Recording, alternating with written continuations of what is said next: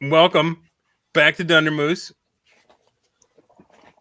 We have already started this conversation about, 3 weeks ago, Polyfamous? We started talking about the Braunless Dicestein, and we were in the middle of it. We couldn't share everything with you guys because, number one, we didn't want to ruin Fog of War, and number two, we didn't know everything.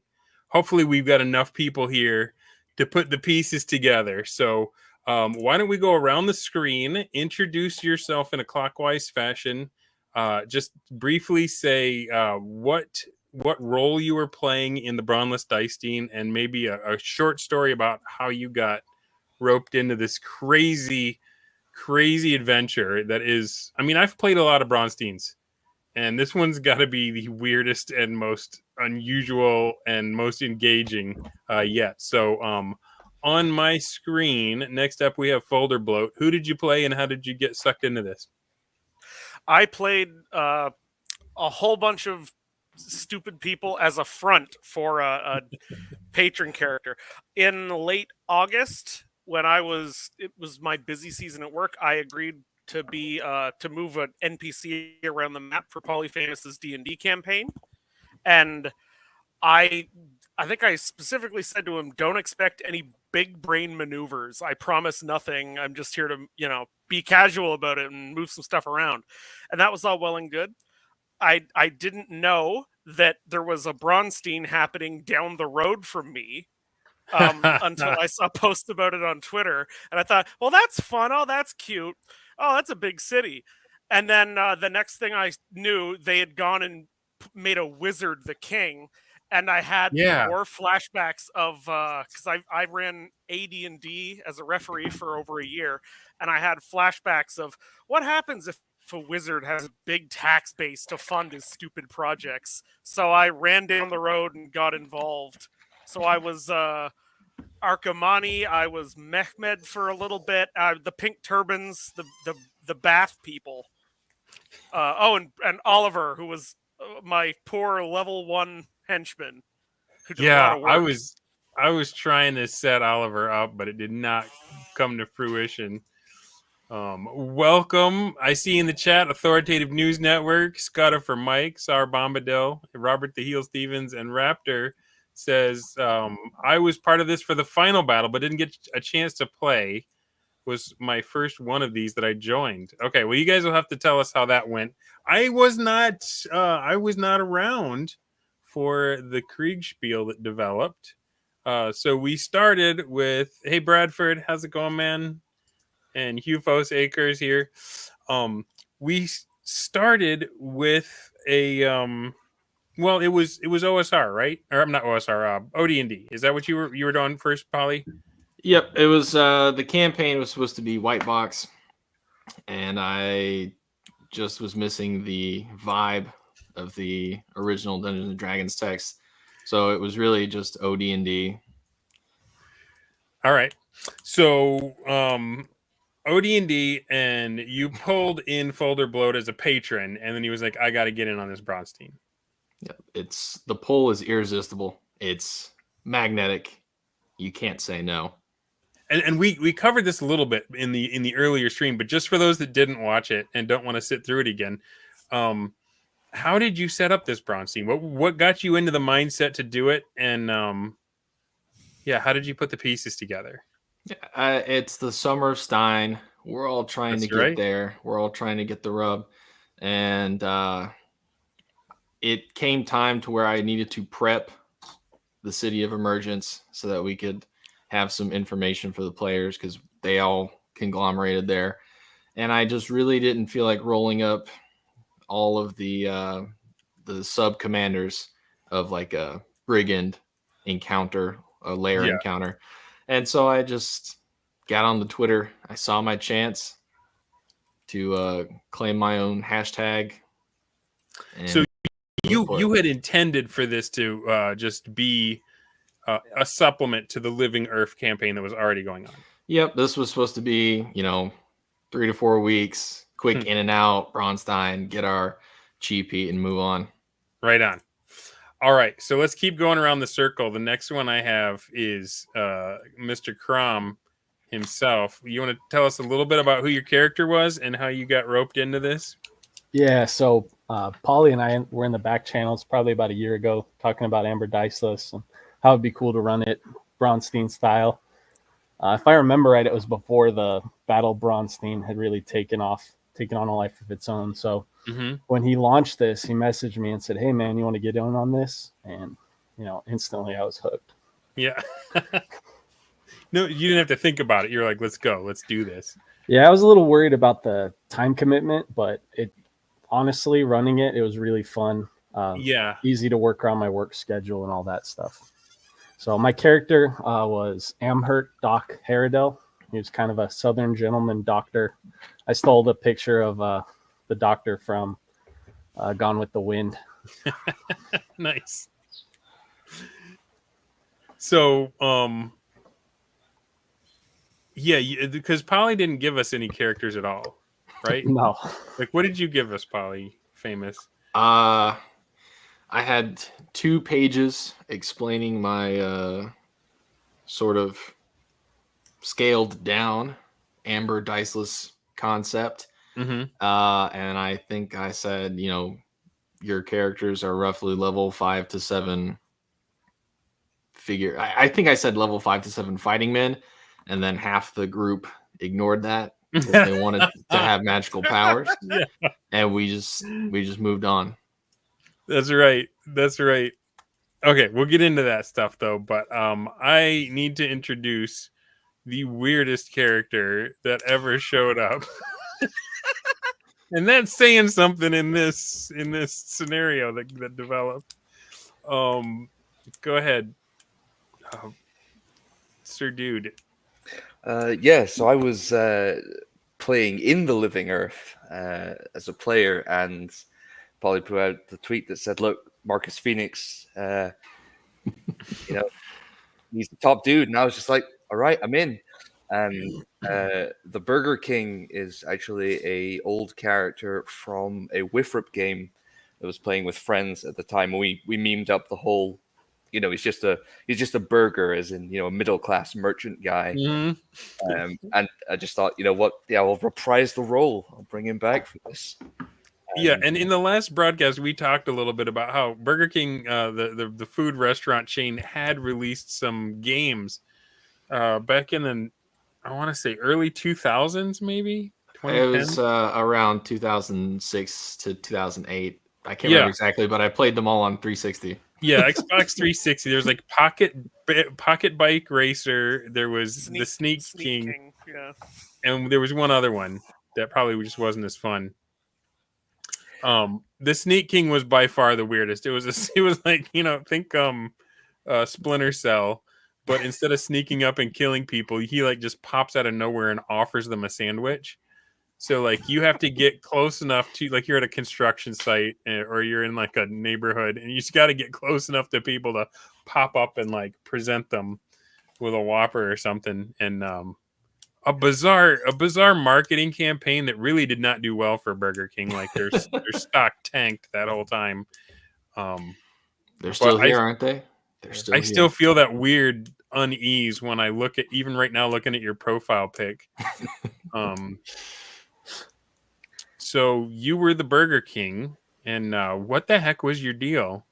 Oh, well, I obviously missed the briefing that said you are a 5th to 7th level fighting man, because I was looking at the Amber Diceless that we grafted into this, and I was like, okay, what is it I want out of this? Because that's the one thing I'm personally finding a bit tricky with all the Braunstein stuff, is like finding your character's like goal, what their motivation is, and even Jeffro's advice of just trying to better themselves, and they started at the start of the session. I was like, okay, well, what do I want? And then by the time I was starting to get an idea of what the Burger King was, everyone else was kicking off with their own things. I was like, okay, I think I understand where I fit in this grand scheme of things. I'm the logistics guy. Marcus Phoenix goes to war. He looks to his top guy and he's like, I need the grain on time. I need the burgers to feed my ogres. And I'm like, yeah, I'm there. I got you. I need the burgers to feed my ogres. I love it. I love it so much. All right. So there's a question in the chat. Brian Reninger, Fluid the Druid himself, says, explain Amber Diceless a bit, please. Some of us haven't been exposed to it. Who wants to take So that? Amber, Polyfamous is probably the best one to do that. Go ahead, man. I'm probably not. Amber Diceless, published in 1986 or 1987, I think. It is essentially it's a Braunstein. Right. It is a fundamentally player versus player game. The referee oversees an auction of the 4 main stats, and players can directly compete against each other to accomplish their goals, to create scenarios where they can win in a sort of PvP situation against another player using those stats. It is an objective system. There's obviously no dice. It's a diceless game.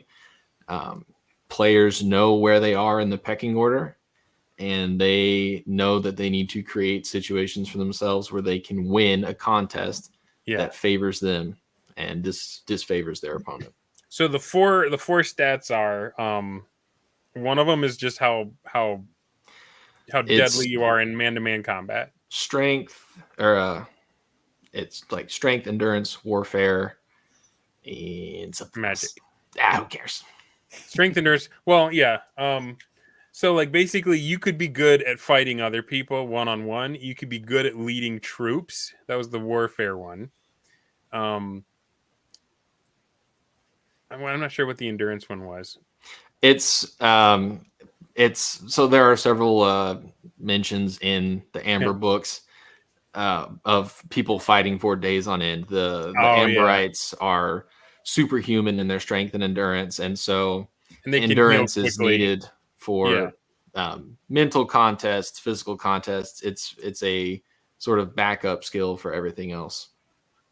Right. And then the warfare one is not. The warfare one is like, how can you lead armies? Can you get people to follow you? Can you get them to stay when they would fail?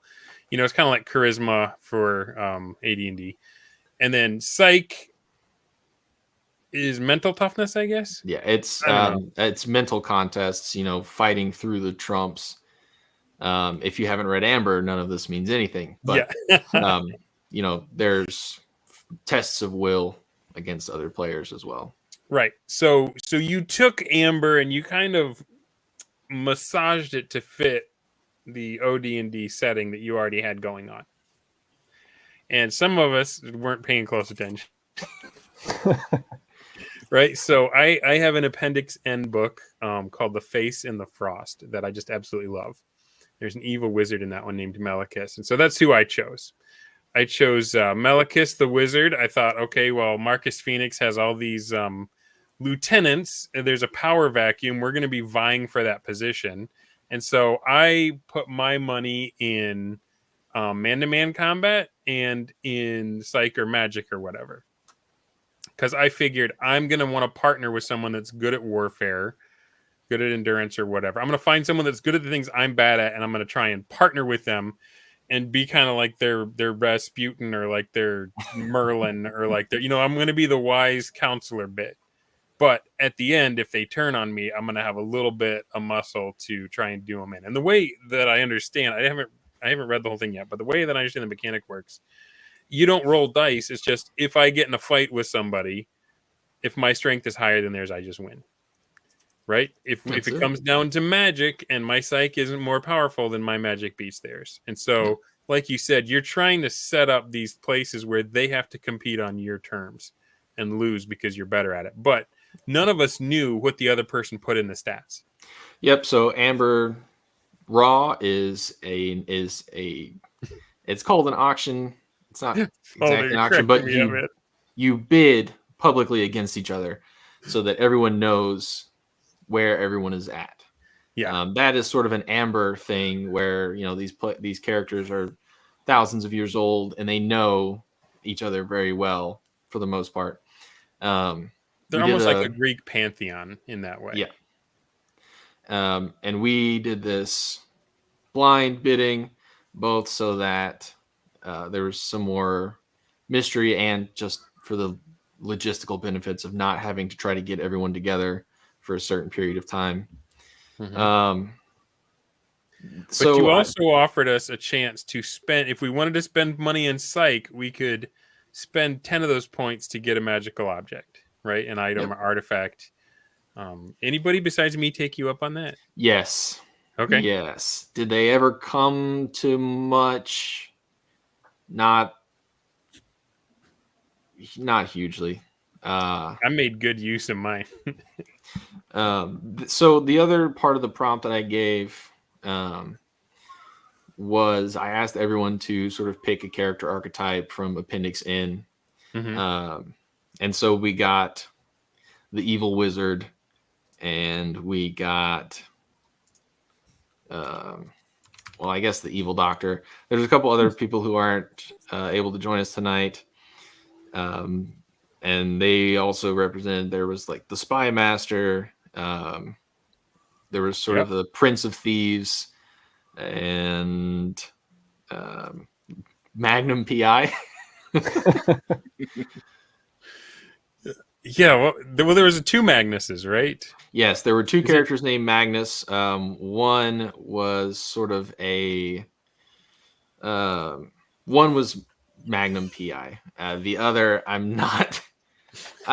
He is more of a just sort of a.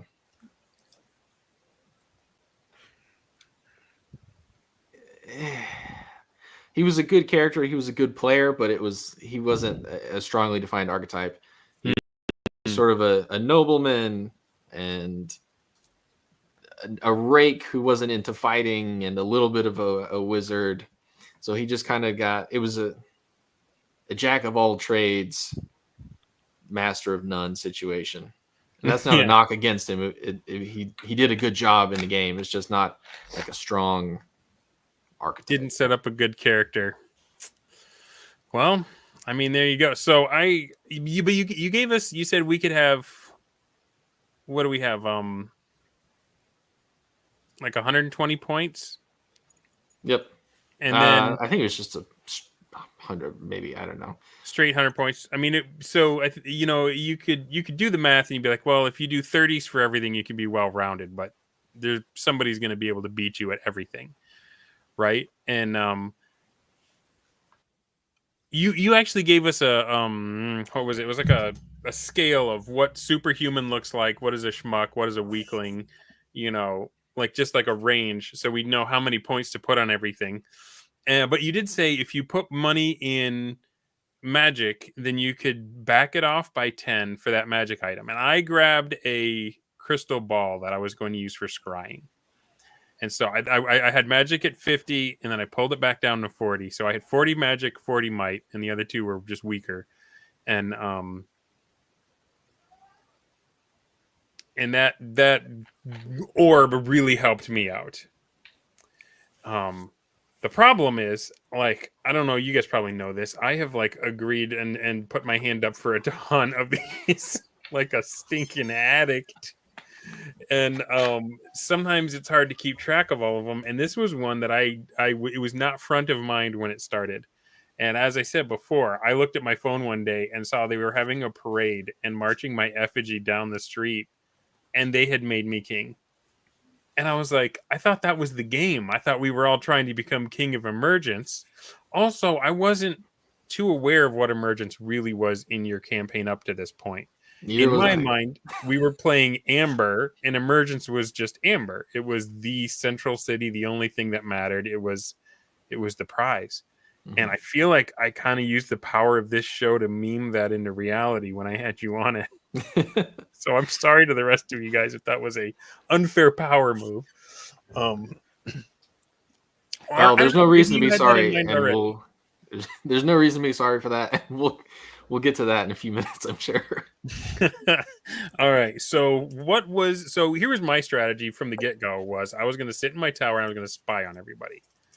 I was watching Twitter and like crazy things were going. There was like people were turning green for some reason. So that was the very first thing to happen in the game, and it started the day before kickoff. Mm-hmm. Crom. Yes, that was me. I reached out to Polly and I asked him if I could get a magic item that would start a plague in the city, and he said that was totally cool. I think this is, you'll have to correct me if I'm wrong, but I think this is one of those oracular power of the dice moments, because he told me he was going to roll on the Blackmore disease table, and it turned out to be crud, which is basically like a bad rash, like a skin condition. And so I asked him if I could embellish it a little bit. He said, yeah, man, go for it. And so I said, all right, it's going to turn everybody's skin green and it's going to be scaly. And he's like, all right, that's gross, but let's do it. And you're playing a doctor, right? So what better thing to put you in business than to have a plague breakout that you can treat? Yeah, I don't think there's any historical precedent for manufactured diseases spawning apocalyptic cults, but too outlandish to be believed. Good thing we're playing games, though. We can stretch our credulity. All right. So, and I immediately scried on the doctor, and I was given various viewings. Now we had rules about the orb. I could only use it 3 times per day, right? Yeah, it was straight up just a crystal ball from Dungeons and Dragons. Yeah. Yep. And so when I tried to watch the doctor, the first thing I saw was the doctor treating a patient. And then I saw other people like coming down with this plague. And so I immediately was twigged onto that you were somehow involved with that. And I don't know if anybody else knew that, but I was like, all right, that's one thing that's going on. I also, using my crystal ball, I was able to figure out that Marcus Phoenix was actually alive and hanging out with one of the other patrons. Yeah, so that was I was like, oh crap, they made me king and now he's gonna come get me. So I didn't really do any prep for this. Being kind of lazy since the Kriegspiel ended. I want to say that was actually Magnus Zandolf, Friendfolio. If it wasn't, it was Elffinder, who played Kane the Cloak. Yeah. The Spy Master. He was an intimidating character, I thought. I believe that it was Magnus Zandolf who basically just posted a rumor that Marcus Phoenix had been assassinated on his way out of town. I think that was Arutha. I think he told me that privately afterwards during the Kriegspiel. The only stuff that I knew is now 6 weeks in the past. From September 1st, from like August 28th to September 3rd, I was heavily involved in getting a few of the scenarios off the ground.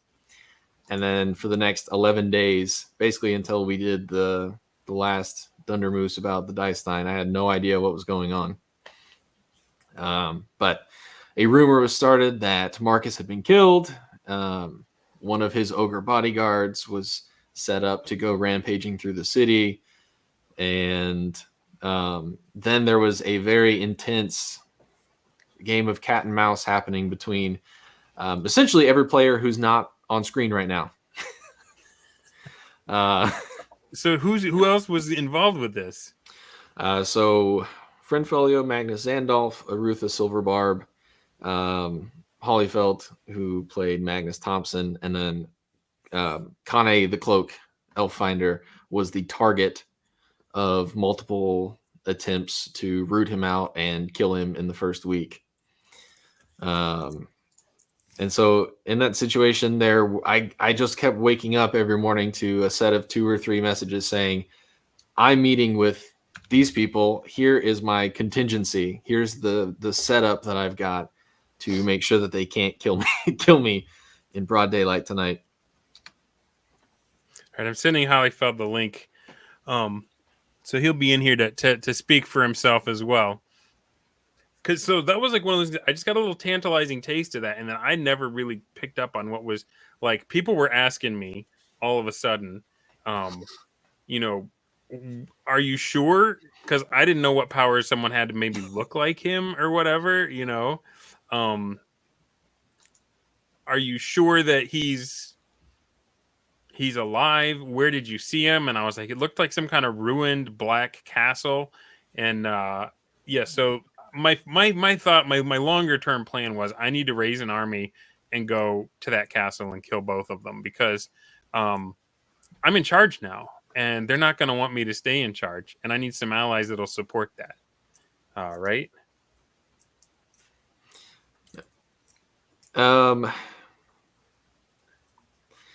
So that was two things that were going on. The doctor was making everybody sick, and Marcus Phoenix was alive and riding a dragon and meeting with Kane the Cloak. Hey, now, in my defense, it was a non-contagious disease.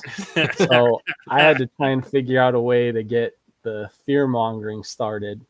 And that's ultimately where that trash cult came from.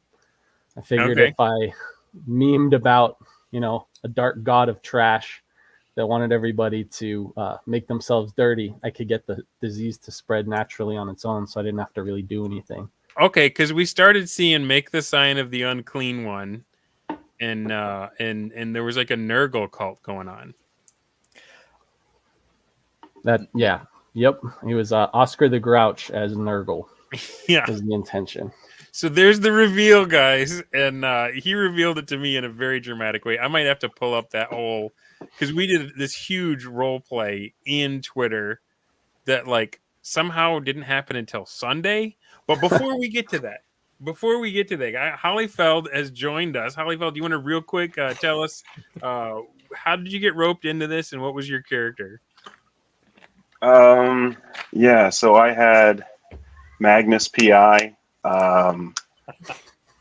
And basically I was playing in the campaign before it started, so it just kind of went off, and I wanted in, and I just kind of like looked through what everyone else was doing, and I totally missed that there was already another guy in the campaign named Magnus. So but yeah.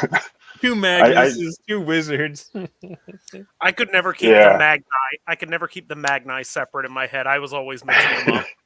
And they did partner up for quite a bit of the game. They did spend partnered up, so it was. I would refer to them in DMs as the Magnuses and whoever they were with. Yeah, Magnus, how do you know that name? But no, the inspiration for that was kind of random, but it worked out because it was like we were all courtiers, so I just kind of played my guy as like a layabout, almost parasitic guy who just kind of wanted to hang out and live in other people's houses. And then I was watching Magnum PI to get inspiration for it, and it actually turns out that in the lore of the show, he is an avid D&D player. So that was kind of cool. What? Really? Yeah, yeah. It's in Did You See the Sunrise, which is like the most popular episode. The bros keep winning. The bros keep winning. It's also proof that in the 80s it was a cool guy thing to do. So just drive your Ferrari over to game night. Yeah. Hey, Dungeons and Dragons is a far out game. That was back when people made their own soup from scratch. You have to throw in some quarters and dimes to get that good nickel, get those vital metals that you were missing from the can. Drop an old penny in the crack. Just like Mama used to make, But oh man. Okay, so what was your strategy at the beginning of the game? Oh man, I always wanted to have more friends than enemies, so I kind of picked, I tried to join up with as many people that wanted to be friends as possible, and then I tried to turn them against each other. So in my DMs, I'd be like, the assassin's trying to kill you guys. You need to go fight him. I got so many of those warnings from you. Yeah. Actually, it turned out to be true at the end, though. So. Yeah, no. Obviously, a broken clock is right twice a day. So. We are also joined by Arutha Silverbarb, formerly Cacalatl. I don't know if I'm pronouncing that right. Not named either of those anymore. Currently on Twitter. That's one of the drawbacks of this Braunstein play, is that you may find your identity shifting and you may find that you make much good use of that in taking advantage of the trust of others. Arutha, can you hear us? Is your mic on? You want to tell us a little bit about how you got roped into this and who your character was in the game? Yeah, sure. If you can hear me loud and clear. I can hear you Okay. guys. You sound great. Nice. All right. No, I don't even remember who asked. I think it was actually Polyfamous or someone else who mentioned it. You know, it was one of those things where you just give a shout out on Twitter, and I was like, I've been reading about these guys for years. I'm gonna try to kick their ass. Right on. King. So what was your character? It was very simple. I just made an opportunistic, slightly asshole version of Prince Arutha from the Rift War saga. Okay. So I should introduce him. Do I give the short intro of the character? Yeah, just a short intro of the character, and maybe tell us what was your original strategies going into the game before it started really popping off. Yeah, no. From my little Stein of the Braunsteins, I thought, well, I better start with bold action There immediately. you go. Do not So turtle. I Do not do it. made a neutral, opportunistic, what else could I call it? As striber, is that the word? I don't know. He's a fighter thief mix-up who had shady connections. So I would be an okay fighter. I would be above okay, close to hero level, I suppose it was. Okay. On all that, so I was going all in on the facade being, I'm a noble duelist. But in reality, I was a ex-thief. So I had some influence, and I had my ace up the sleeve, my henchman, James the Hand, a professional thief. Okay. That was the shtick. So I was going to seem like some noble duelist type, but really I wanted to be able to shank people, basically.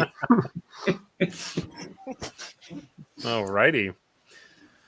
So, Polyfamous, how do we kick this off? How do I get everyone to explain the first few rounds of orders and what was going on?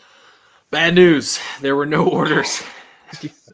there were no rounds. There were no orders. So the point of playing Amber Diceless, somebody asked earlier, why Amber Diceless? What does it do that just playing Dungeons and Dragons doesn't do? And it motivates and provides a firm structure for unrefereed play, just direct messages, direct action, players creating and solving problems on their own without me. And that's why I talked so much last time about how I had no idea what was going on. I wasn't doing any work. It's because I wasn't.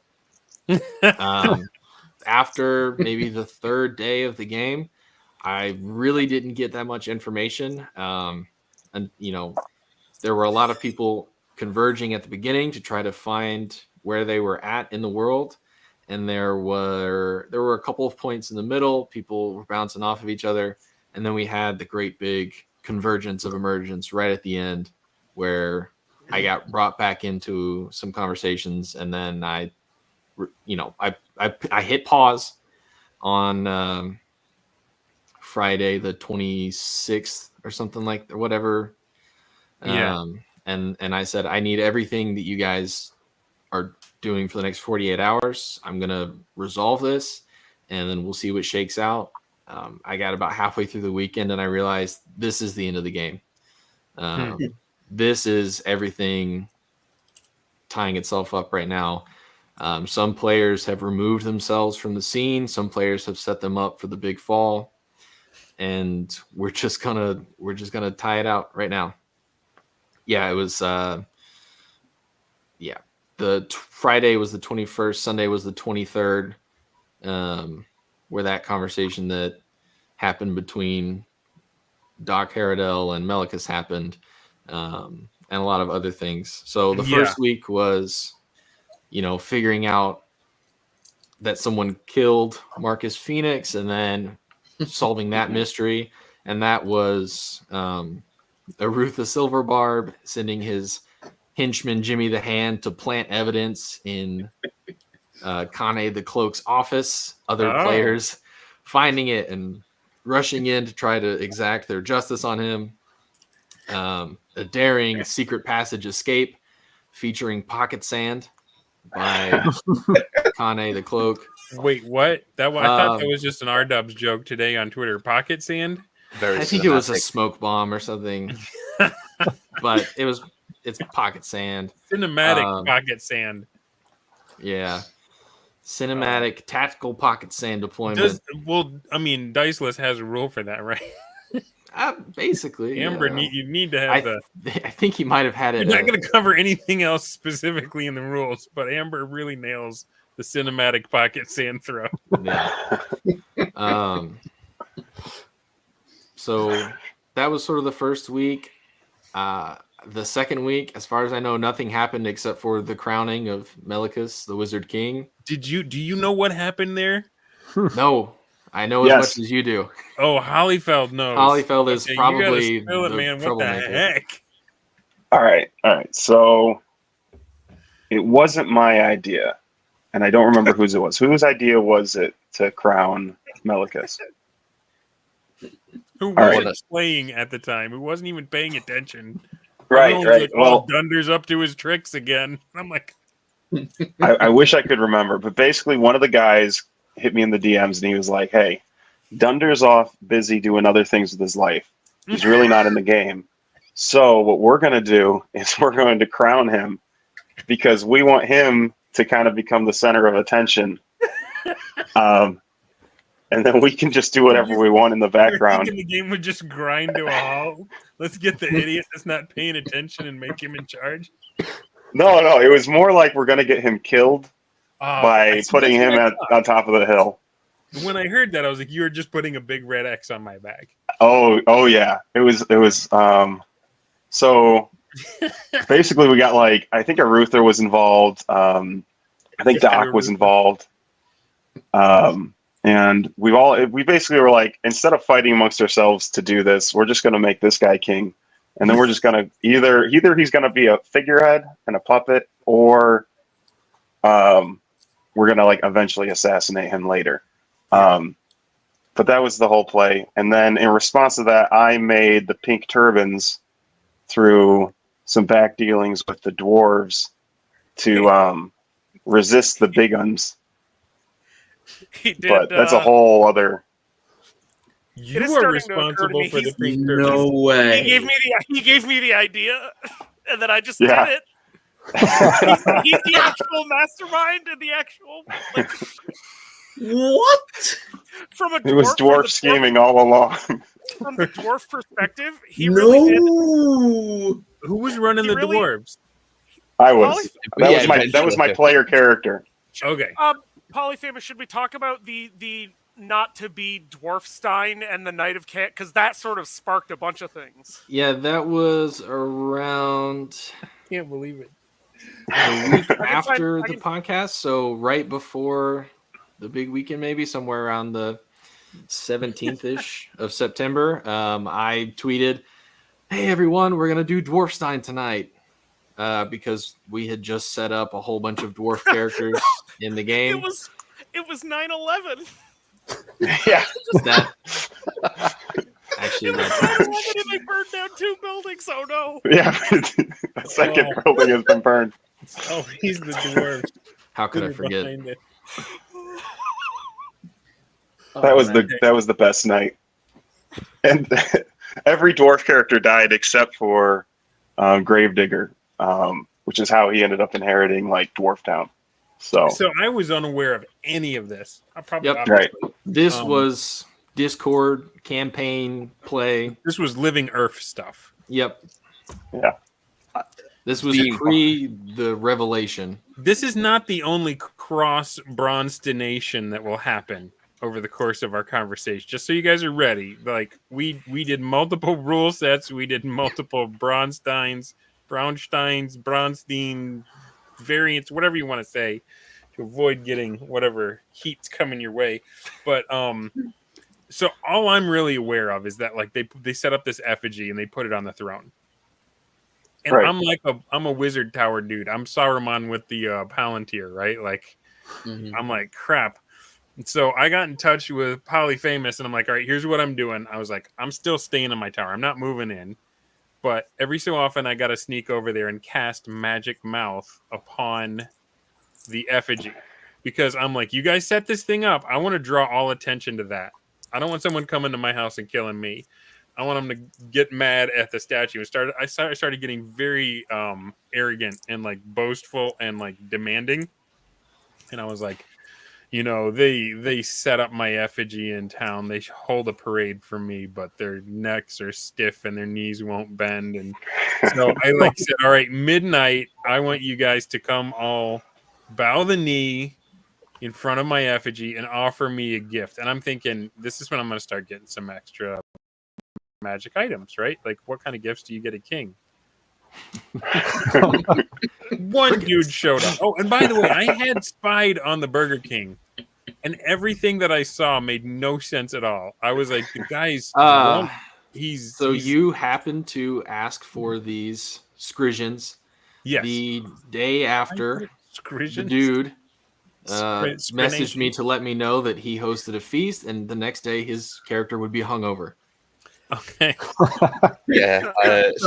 Someone hit me up and was like, "Can you cater for 60,000 people?" And I turned to Polyfamous and I was like, "How far does my influence extend?" He's like, "Yeah, you can order some catering." And I was like, "Okay, cool, I do that." That's and then the whole town, right? Yeah, and then I went we on were a to 3-day find out bender. later that you catered the entire town. Yeah. So the red turbans eventually they came in and they were like, "Yeah, we've bathed and clothed people." And I was like, "Yeah, been there, done that."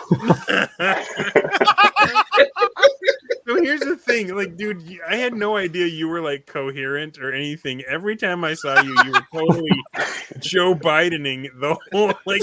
I only saw you a few times, and every single time you were like stumbling around, slurring your words. I was honestly, like, I thought for sure that you had gotten infected by Doc Harrington's whatever. I thought you were like, oh, yeah. You did? Okay. Yeah. So how did we start this? So I threw a shindig for everyone just as a kickoff. You didn't start off as an idiot, like you. No. I okay. I slipped into madness in character and in real life. I lost myself out in the real world for the. Don't ever go full method Braunstein. Yeah. No. Never. There was touch of schizophrenia in there somewhere, definitely. So I kicked off my aspect with a big party, a shindig to bring everyone together so that we could all, scheme in peace, in my house in different corners somewhere. Yeah. And after that, I woke up to the worst case of con crud ever. So I turned to Polyfamous and I was like, "There's no priests in this city because Marcus Phoenix is not a religious guy." And he was like, "No, but there are a couple of like," and that's when I was trying to bring back the clerics. But there are a couple of these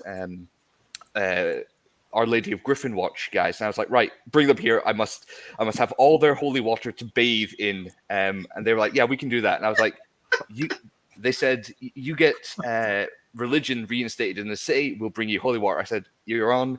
And then they went off on a pilgrimage. They would return and be slaughtered, weeks later. By shadows and other things. And then I decided, I'm now green and scaly and a face of this town. How do I go on? So I just clarted myself like some sort of French courtier with, the big white makeup, just caked it on and just went, stinking of perfume and just walked out in the streets like that. You put some powdered lead on your face and thought that would help? Yes. So like every time I look at this guy, I'm like, I've got the Burger King from the commercials in my head, right? Like just this voiceless, smiling weirdo. And then like he's stumbling around when I spy on him. And the next time I see him, he's coated in white paint.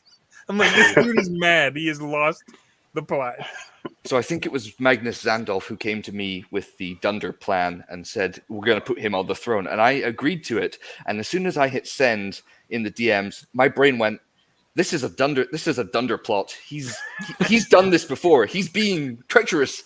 You know, because we just listened to you for weeks backstabbing Harmony Ginger and R-Dubs in I never Traveler's Spine. backstabbed Harmony. Yeah. I needed her to drive the escape car. She got shot by Macho in the face with a laser. Yeah, The rest of them, yeah, I did them. Yeah, so that there were was some me. some dubious things had blackened your check book with me off of these last Traveler's Stein. So I'm He's like, behind this. yeah. So I was like, he has done this. This is his plot to win the Braunstein in the first week by having us crown him king. Genius 4D chess move. My And- thoughts exactly. I was like, oh my god, this is that elite gameplay I've been reading about. He's making moves beyond moves. Well, They fell for it. The How is target he on his doing it? back. How is he doing it? What now? I'm to the make king. it Okay? worse, He's you acting like he are- doesn't know what's up. He's Yeah. pretending to be an absolute moron. To make it worse, you're in the Cthulhu Stein as a Nurgle cult. So this Yes. plague starts springing up, and you know, I and I'm thought like, you were he's connected doing too. this again. He's murdered because you That haven't. wasn't me.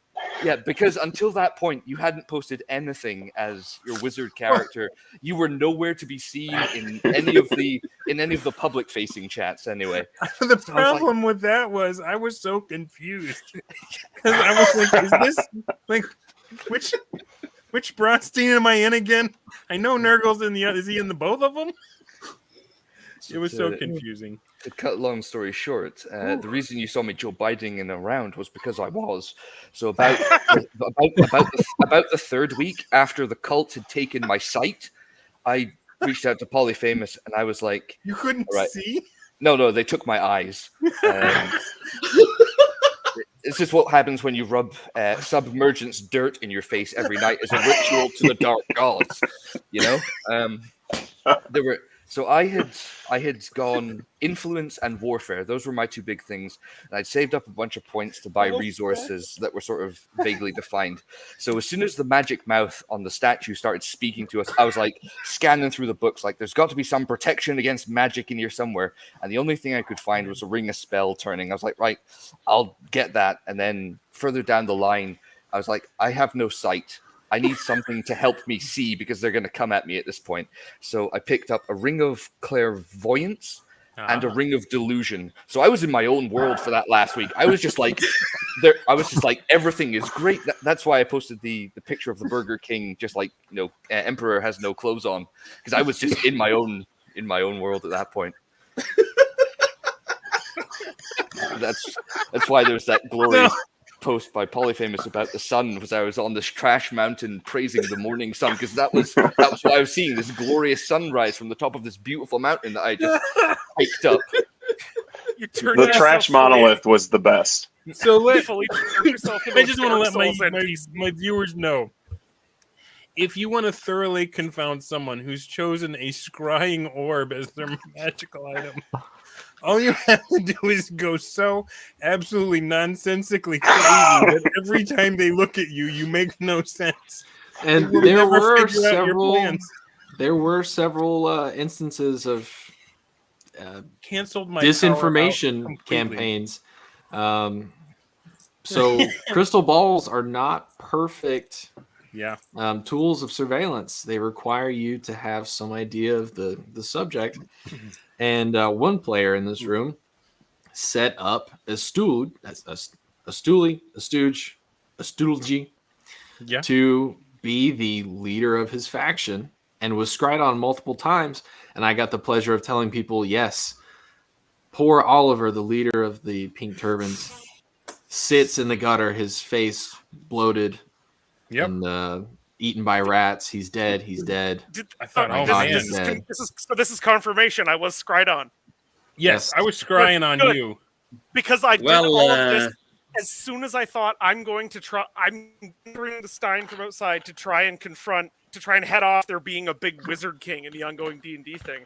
And my first thought was, I need to act as if he has some sort of divinate. Like, I need to play around telepathy and scrying as much as I can. Brilliant. Good move, man. Yeah. AD&D Well, beats paranoia into you. you get a little bit swirly. So here's the thing.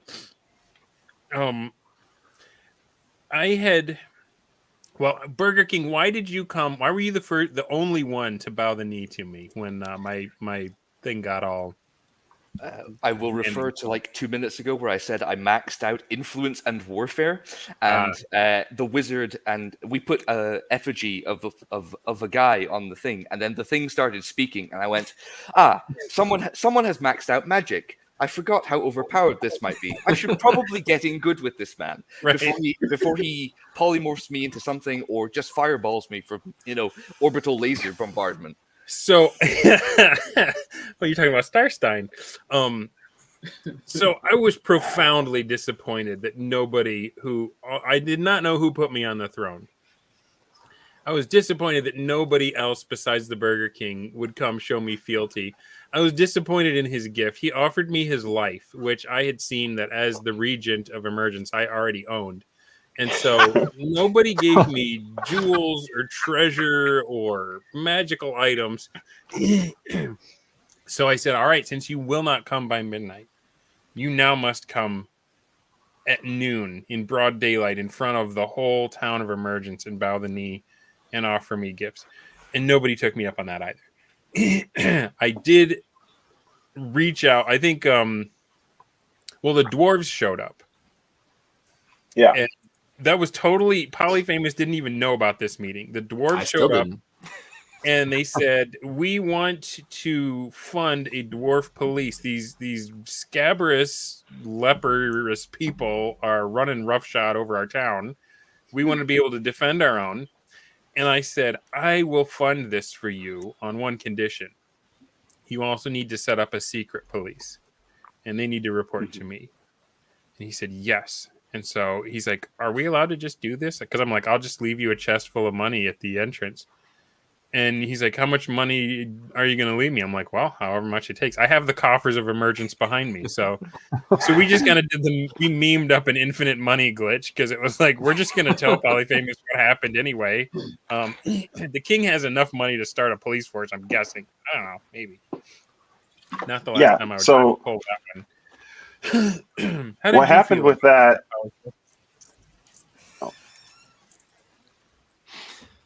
So what happened with that is we had the dwarf scene, which was really just the dwarves going around town, causing chaos and burning everything. And then when we got done with that, we kind of ran into some trouble where we needed the red sashes to come and help us basically deal with burning down a brothel. And so I kind of got into this position where, like, all right, Dwarf Town, what we're going to do is we're going to say, like, all of this chaos is going on in town, and the city needs a police force to bring law and order, even though we were the ones causing all the chaos. So I went to the King Malekis and got him to fund my police force, but he said I needed to create a secret police. And so I went back to the Red Sashes, and I was like, can you guys be my secret police and be like a Pinkerton agency?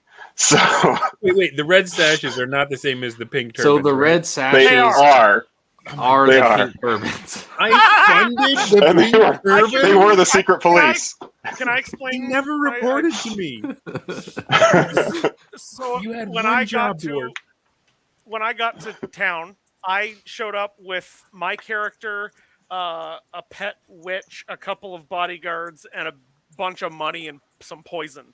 And my initial plan was to back Kane or Kane, whichever the cloak. I just thought, hey, that's the obviously evil guy. He's bald. He wears black. He seems obviously evil. I could king make him as he's not a wizard. That's fine.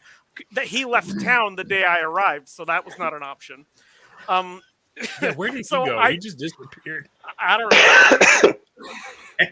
know. Top tier role playing.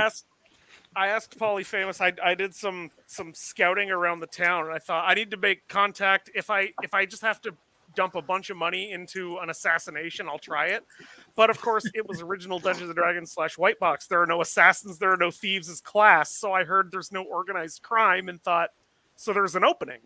And I immediately started giving out food and giving weird sermons about redistribution of wealth, and formed the red sashes. So I was the criminal gang that then helped the dwarves burn down the Schuckdoister, and I think there was another business, and they killed a couple of rich guys. And I didn't even participate in this adventure, like the session that the adventure players did, where as the dwarves, they went with some of my guys and burned down some buildings.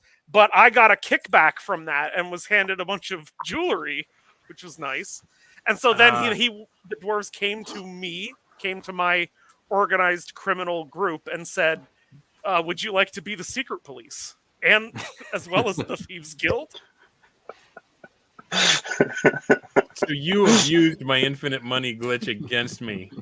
Oh yeah. I didn't. Yeah. Ah, that one stings. All right. So, Well then, guess who drove out Kane the Cloak then? right, tell that story. That would be me. He was. I didn't know about this.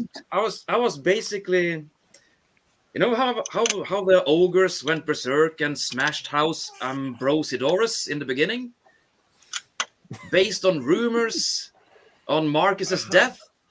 That was my first move. I was like, I'm gonna throw a lit torch into this haystack and see what happens. I'm gonna use my criminal connections, make a forged letter, have James the Hand give it to his highest ranking ogre, Oh man. and pin the blame on House Ambrosidorus. That worked like a charm. Brilliant. So with House that- Ambrosidorus was the sort of merchant faction that hosted our jousting tournament. That was the original impetus for the last time I joined you that turned into Dicestein. And that was paid for by Fortinbras, who is also Hollyfeld's first adventuring character. Yeah. So this was all of these Steins and sub campaigns and mini games are the product of one man. He's the true mastermind and winner. I'm not gonna lie. The dwarves got everything they wanted and didn't lose a single guy. Yeah. I mean, the real winners here are, and I'm going to nominate for. There's so many good role players here, but I'm going to have to know. There are like 4 masterminds here, depending on perspective. But there's Friend Folio, there's Hollyfelled, there's Folder Bloat, the Burger King for being, Sir Dudes, for the most hilarious character. Where I was like, Seriously. I was trying to figure it out so long, and I was like trying to build an alliance, but there's something wrong here, man. Dude, I was crying on him regularly, and I could not figure out what the heck was going on with him. I would send my spies just to like double check, and I would do diplomacy and try to be like, so what'd you say we try to get along? And you know, I have this plan for the city, and we're making an alliance. And he's like, I'm very interested. I'll see what I can do. And then would post about him wandering naked in the streets, caking himself with makeup, He was naked when he showed up. looking like a diseased leper. And I'm like, I don't know what I'm dealing with here. I've spoken with the cult of the unclean, and they make more sense. And I'm like, I don't know, He dog. had impenetrable politeness. He was so nice. And just absolutely crazy. Anyways, my opening move was, I got the ogre to attack House Ambrosidorus. And I'm like, oh no, the city needs a hero. Hello, that's me. The brave noble duelist who stands up for the common man. Huzzah.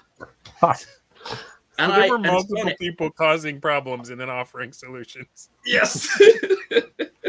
So So I walk around and check who was interested in giving me a hand in restoring order, which I helped destroy.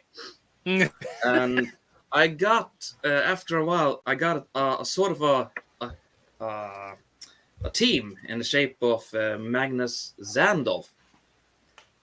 And he helped me we were planning to attack the ogre, take it in man-to-man combat, which I probably would have died in because I'm not that good a fighter. However, due to influence or some other stats or a lucky roll, I don't know what Polyfamous did.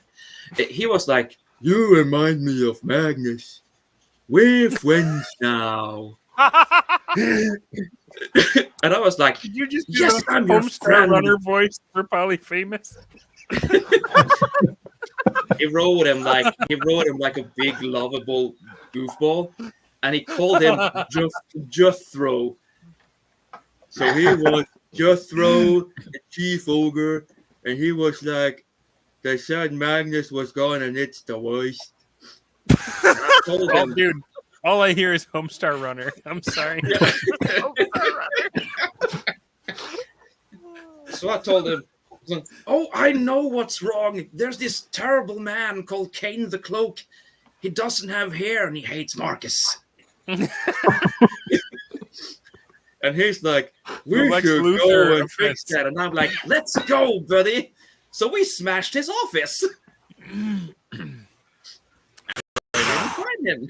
So that was a big inciting incident for a lot of the stuff that happened after. Yeah. Also, Yeah, I that really- planted evidence in Kane's office that it looked like he did it. I made a copy of the letter I put on gave Jethro, and I planted it in his office, which was One now of us would have smashed. had to. We would have had to look there, though. Yeah, we Did anyone- blamed him without evidence. Yeah, that. I have He's bald. They Oh, didn't it's even need to working. find the plant. They were like, "Oh yeah, no, it's him." Look at him; he's just clearly. He went on the ground, and I used, I think, a couple of days to find him. Before I. Yeah, so the before I first had week was spy versus spy between Arutha and Kane the Cloak. And then weeks 2 and 3, we split into sort of 2 games. There were three or 4 players chasing Kane the Cloak out to coincidentally where, well, not coincidentally, it was intentional on Elffinder's part, to where Marcus was. He also early on sussed out Marcus wasn't dead. He followed him to his Castle Blackwater. The ruined keep. And then Arutha and the Magnuses pursued him out there. And then Right. in Emergence, the game continued building on the Cult of the Unclean, making people sick, building a giant trash mountain in the city center, and then the development of the broader Baathist coalition, people who just wanted to shampoo themselves. All right, I think it's time for Folder to talk about the. Now, did they showed up? Did they show up before or after Oliver came to my throne room? Who? Did who? The Baathist party. No. They were. I had decided that the pink turbans were going to be a thing. I decided. So I started this thing thinking that we were playing D&D. I didn't even realize it was Amber Diceless until about 2 weeks in. And when somebody, I was talking with one of you, maybe Arutha said, "I wonder how you bid on your stats." And I thought, what the hell does that mean? Bid. I rolled. Was that some kind of DM message I missed? Yeah, no, I had decided they were going to be a thing because Holly felt I had been talked by the dwarves into being the secret police for them, and that it was going to be like this dwarf / my weird criminal cult gang power structure to try and turn you into sort of either a puppet or to kill you, either way. Was my secret police. That was the agreement I gave Hollyfeld the money that So he would Yeah. set up some spies for me that would report to me. I never saw hide nor hair of them. Yeah. They were a secret. They were super secret. Yeah. So spoiler alert, my actual character is Trusted dwarf. My actual character was an evil high priest generated by the random encounter tables or whatever. So I picked 5 or 6 of my most loyal soup. I had a secret soup kitchen basically that I've already been feeding people at. I picked 5 or 6 of them and I let them in. I indoctrinated them into my actual like demon cult that exists. And so Oliver was one of those, and I picked 3 of them, and I said they're going to be the face of this stupid front group. I really just thought, I almost thought this is going to get me killed, because who the hell would come into this game and set up an actual charity? Like, that's absurd. And it would have. Well, clearly the ones that are creating all the orphans are going to be the ones to step up and solve the problem, right? Yeah. Also, but it also, now in retrospect, it feels really like I should have been focused on, because you guys are playing Amber Diceless and the NPCs don't exist or don't matter. I was playing OD&D and thinking in terms of recruiting men-at-arms and getting like a mob of goons. So for me, the gold pieces and the amount of food and who was where mattered a lot, but it didn't for the rest. So that was, but yeah, so I had picked Oliver, and I don't even think I've named the other 2 guys that are still alive. Right. And I'm going to pick on that thread later too, because I think something significant happened because of that disconnect. But so I was reaching out to you, and I was reaching out to Crom, and I told both of I knew that well, you know, I don't know if he knew how much I knew about his involvement with the cult. Like I was playing it that way, that I didn't know that. I was like, oh, you know, you're a doctor. Are you able to help out some of these people? And you know, maybe we should think about if they would support, you know, because I was convinced that Marcus Phoenix was coming back to town to take his throne back. And I was like, I need followers to support me. And I was like, you've been dealing with these cultists as you try to heal them. Do you think they could be swayed to our side? And he was playing this like, oh, I don't want him to know that I'm in charge of these guys. Kind of like, well, I'm not sure. Maybe we shouldn't crack down too hard on him. We were dancing around it. And I thought, oh, man, how fun would this be for Polyfamous? I got in touch with the bath party, and I was like, meet me, you know, in the throne room. And I warned them not to touch the effigy. Because I had put I'd put a glyph of warding on it. Whoever touched that thing was getting hit with lightning. Because I knew. And and I set them up to both come at the same time. And Oliver got there a little bit early, and we had a conversation, and he just so happened to toss his offering such that one of the coins hit the statue. So I don't know if like he was tipped off or if it was my warning, but like there was like a little curl of smoke that came up, kind of telling him, yeah, this thing's trapped, don't touch it, right? And then he was like, okay, the other guy's not showing up, what do I do? And I was like, you know, well, you can, you know, I've got some recesses, you can hide in the behind the colonnade, and I will text you if they start lighting me up in the DMs and let you know you're both there in the same time, and you can tell me what you want to do, right? I did get contacted by Crom, but he did not come to my throne room. Where did you come, Crom? I came to visit you at the tower. Yes. He came to my tower, and I had just before you showed up, I had like done a detailed report with Polyfamous about what I had done at this tower to protect myself. Because I thought sooner or later they're going to come here to assassinate me. And you tripped every one of them on your way up. It was so fun. It was a lot of fun. So, but before because I want to share that conversation, because it was weird because it happened in the future. So I didn't know what you were doing there, because it wasn't actually on the same night as Oliver showed up. Eventually, poor Folder Bloat was like, all right, Oliver's going home. He can't hang out in this alcove any longer. He's tired. He's hungry. He's bored. He has to pee. Oh shoot! I just lost there was something I wanted to hit before I share this. Well, the slip and slide. How did you know that it was going to be on a Sunday, days in the future, instead of that same night that I invited you? Well, so when we originally made the characters, Polly told us to pick a character out of Appendix N to kind of be our model. Yeah. So I had read Creep Shadow by A. Merritt last year. Nice. And there's a character. I actually modeled him after 2 characters from that, but I didn't want to play a chick, so I kind of combined the 2. There's DeCaradel. He's like a psychologist, doctor type, and then he has this super magical daughter that uses shadows to convince people to die. And so I kind of combined those, and I figured the real game was going to be playing the other players since it was Amber Diceless and not interacting with the world so much. So I kind of had an idea of what my goals would be. I was going to try and use the shadow magic to get somebody to take their own life. I was going to try and get one of the other characters to kill another character.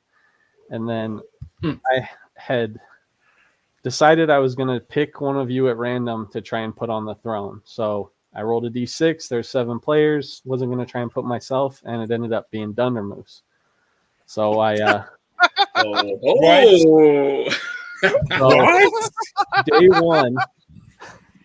Day one after the ogres happened, I messaged Arutha and said, hey, go be a big hero, kill the ogres. I'll make sure everybody else is okay with that. I know they're close to Marcus Phoenix, but I'll try and smooth things over. I didn't know that he had set up the assassination or the misinformation campaign, so that was fine. But oh my God. That fits so perfectly. It's absurd. That is so crazy. After that, the next day, I was doing a little bit of role playing. I posted about how I was burying the bodies in town because there were no priests, thinking that any of the good aligned characters might feel like that made me a good character and would try and reach out to me. And so Magnus Zandolf ended up reaching out. We role played a little bit about all the chaos that was going on in the city and all that. And I said, hey, you know what? I don't think Dunder's in the game yet. Let's go ahead and put him on the throne and put him on the defensive because that would be funny. And it just so happened to be one of my goals. Did you talk to Hollyfeld about that? Or yeah, I did. Okay, a little apprehensive about it, but I was like, come on, dude, this is gonna be hilarious. Dice. Yep, just the roll of the dice. And then I reached out to Hollyfeld. I was like, hey, I got Magnus Zandolf in on this. Let's do this. I wanted to try and get, like a plurality of the players so that it wasn't one of those things that could be walked back afterwards if everybody all kind of bought into it. Yeah. And then I reached out to the Burger King. He was apprehensive also. And then he eventually came around the next day when we were planning on doing it. And another one of the oracular powers of the dice moments was I messaged Polly and said, hey, this crud's going around. Did any of the other players catch it? And he said, yeah, I'll go ahead and roll for it. And then literally the next day, the Burger King comes to me and says, hey, man, I got something I need you to check out. we role played that, and it was a lot of fun. And I gave him some ointment to put on his rash because it was really just. It was really just putting ointment on his rash. There was no ERP stunt voice. No. Oh no! Okay, put this gown on and take your pants off. I'll be in a minute. Wait a minute, Crom! No! Guys up in the back. If you could just cough. Turn your head. No. Oh, you're gonna want to have that looked at. It really was just crud, so I thought, okay, well, it's a skin condition. I'm going to give him some kind of ointment for it. And then, but secretly, I was like, yes, I know that he has succumbed to this disease that I've created. And so that night, I was messaging Polly, and I decided to make a second Twitter account to keep the two separate. So I sent the Burger King a secret message, a dream. Basically saying that he was chosen by the cult, and didn't know what was going to come of that until I checked on him a few days later, and he held me at knife point and made me make the sign. So that was pretty funny. No, you weren't held at knife point. It was a letter. It was a letter opener. There was no way I was killing anyone with that, and that was more for my own protection. In case you went for me, I had a. So I'm paranoid at this point. I've descended into the submergence several times. I've done the ritual. I've slowly gone mad as this dark god has whispered that dreams I'm having, and he's taken my sight by this stage. and I'm in my house. I've locked myself in my mansion, and the doctor comes to check on me, and I'm like, "Hello, doctor. It's been a while." So I pulled. I thought, I don't know who is a friend and who is an enemy at this point. So I pulled I got the dustpan from the fire. I put some ash on it, and I just held this. What you call it? This spade of ash towards him, and I just said, "Doctor, make the sign." And it was basically a test to see, if he drew it with certainty, if he drew it without hesitation, then he was a member of the cult. But if he hesitated or drew something else, then I knew that he was not a member of the cult. And depending on the outcome of that, I would have role-played it differently. But yeah, the doctor slightly hesitatedly, drew most of the sign and then filled it in at the end. I was like, okay, he's of the cult in some fashion. Didn't realize he was leading the cult. Oh my goodness. Nobody had as rough of a game as the poor Burger King. And I just want to say he's like the Jean de Florette. I had two friends throughout the whole game. There was Magnus Zandolf and my pal Arthur Silverbarb. These were my two staunch allies, and all I wanted to do was get one of them in a higher position up the throne. And they kept coming to me and they're like, "So you want to rule this place?" I was like, no, I do not want to rule this place. I want you to rule this place. I'll be your staunch number 2. I guarantee you that was just because your character already has a crown and has king in the name. I mean, why did you pick me? Look at him. Look at him. The fact that you just had the entire works of H.P. Lovecraft happen to this character, looking at the icon with the sunglasses on it, is just perfect. And oh my God. I'm actually kind of heartbroken to hear you say that the Burger King's only friends were Magnus Sandolf and Arutha Silverbarb. Because around week 2.5 to week 3, at least one of those men desperately wanted to kill the Burger King. I obviously I'm a poor judge of character. What can I say? It was that ring of illusion. Magnus Zandolf was after the Burger King, basically the second half of the game. Downright Jobian. This is why all my friends are NPCs.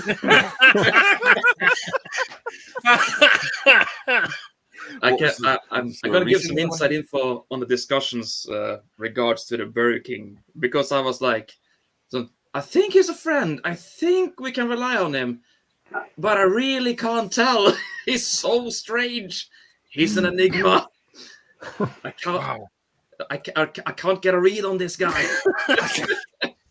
Yeah, from my point of view, you, Silverbarb, were on one side of things, and then Zandolf was on the other. And I was like, okay, Zandolf is saying this. I'll feed that information to Silverbarb. Oh, Silverbarb is saying this. Well, I'll feed that information to Zandolf. Not realizing that, you guys are in the back going, can we trust this guy? Oh, man. Yeah, look at that mask. I trust him. There's a very funny, because Magnus Thompson is in the mix as well. And there's this uneasy alliance where all three of us are hiding vital pieces of information from each other, but we are working together a sort of shared goal. That right there. That is like one of the most delicious parts of this Braunstein thing that you don't get in regular conventional D&D play. That how far can I trust you? How much can I just watch the others, and how much do I have to keep an eye on you as well? And it is so engaging to me. That is the most exciting part. When I share some info with Sandolf, Thompson, or the Burger King, it's always a trade-off. How much do I tell? How much do I hide? And am I going to be honest, or am I going to deceive? And it's funny because I was going in this as a duelist, but my biggest achievements were all diplomatic. I basically, again, I killed only once. I tried to kill Doc. Yeah. How did that go down, Hollyfeld? All right, so this was Magnus Thompson, and he was kind of playing like a investigator, and so I was wondering, like, all right, everyone's buddy right now. I want to kill somebody, so I figured I'd go after an easy target. So I went after Doc, and what I did is I had a double agent that I arrested that was one of like the unclean ones, which is really embarrassing now since those were his guys. But then I tried to like lure him in with like, I got this information about the unclean ones. You should come over to my place and we'll talk it out. He's like, you tell. He never showed up. I don't know why. Oh man. I pretty much decided who I wanted dead on day one, and I was gonna leave Dundermoose alone because from that die roll, him and I were in it to win it, and I was Day gonna one leave from day one, baby. I was gonna leave Hollyfeld alone too because I liked Magnus PI, and I didn't have any particular reason to kill him. From my vantage point, my two biggest people that I feared, probably wrongly, were Magnus Zandolf and Kane. Because I didn't know what they were capable of. But I didn't realize that, the other three characters were lying about what they were capable of too. So it was kind of a wash.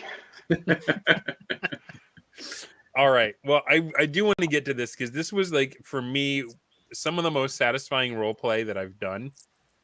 Which is, I mean, a lot of people say, "Oh, this Braunstein stuff, it's just a war game." There's not, it's not. You're not getting in character. It's not, you're not. It's not about the immersive role play. But for me, it really was. So let me see if I can share screen, and I'll try not to show too much. But this is the supposedly it was the same night as Oliver was staking out, but actually it took place in Sunday. So. And for those of you curious how they're talking about all these things that they're doing, how did this actually work in the game? A lot of it was just these direct messages to each other in Twitter. And Polyfamous, you can attest. A lot of the times I would have to like share stuff that happened with you because you had no idea that it was going on, right? Yep, I was caught up on the backstory multiple times. So that was kind of in my interest to make sure that the DM knew what was going on, what was agreed to. But so he shows up and like, are we good to go? He says Doc pays a visit to your tower, which already made me nervous because I'm like, no, they're supposed to deal with my I will scry on what's going on and they'll talk to my effigy. And like I had really short like magic mouths that I could, because the magic mouth isn't just like a telephone, like you have to pre-program it and hope that it says something. So like a lot of that stuff was, I don't know, maybe needlessly cryptic from people who thought they were talking to something other than just a pre-recorded tape machine. But anyway, Melicus, my friend. Well, do you know what? How about, can you see this screen? Crom, do you want to read the part in your voice and we'll you want just, me to like, do reenact? voice acting right now? Oh yeah, man. Are Let's you reenact it. serious? We will never beat the story gamer accusations. Okay, all right. Stop breaking my immersion. Can we do it in the Homestar Runner voice? I don't have any silly voices on tap, but I can read my parts. Okay, so read your parts. Just read them deadpan, how you do it. Doc pays a visit to your tower. Melicus, friend, do you know what today is? You hear a voice from the top of the tower. Careful, careful. You stand in a long entryway with a lush carpet running down the center. The carpet is flanked by 4 pedestals with gargoyle statues. There appears to be a burnt mouse carcass lying on the carpet. What do you do? Doc continues on, ignoring the carcass. Melicus! As you step onto the carpet, a nasty jolt of electricity seizes up your leg, making you shout and jump backwards. The gargoyle statues start laughing. Push the carpet aside with something wooden, is hollered from above. This is followed by inaudible mumbling.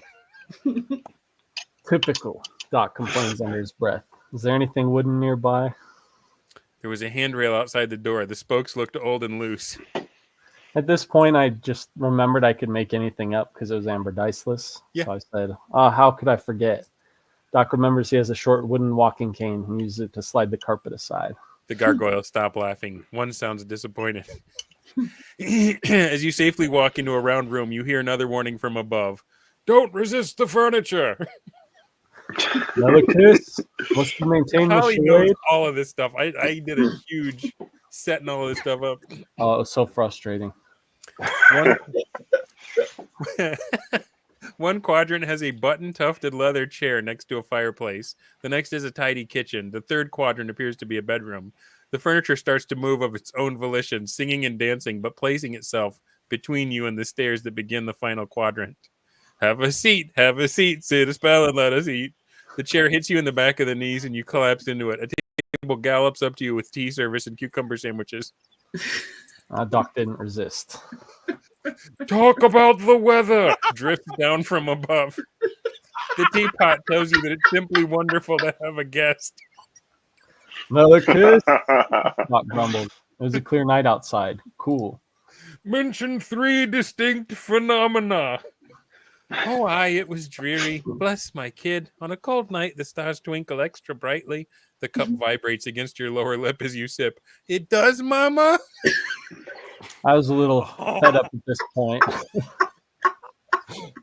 It was chilly, the air was slightly damp, and the stars shone brilliantly. As you mention the third, the furniture goes quiet and sheepishly rearranged out of the way. The stairs await.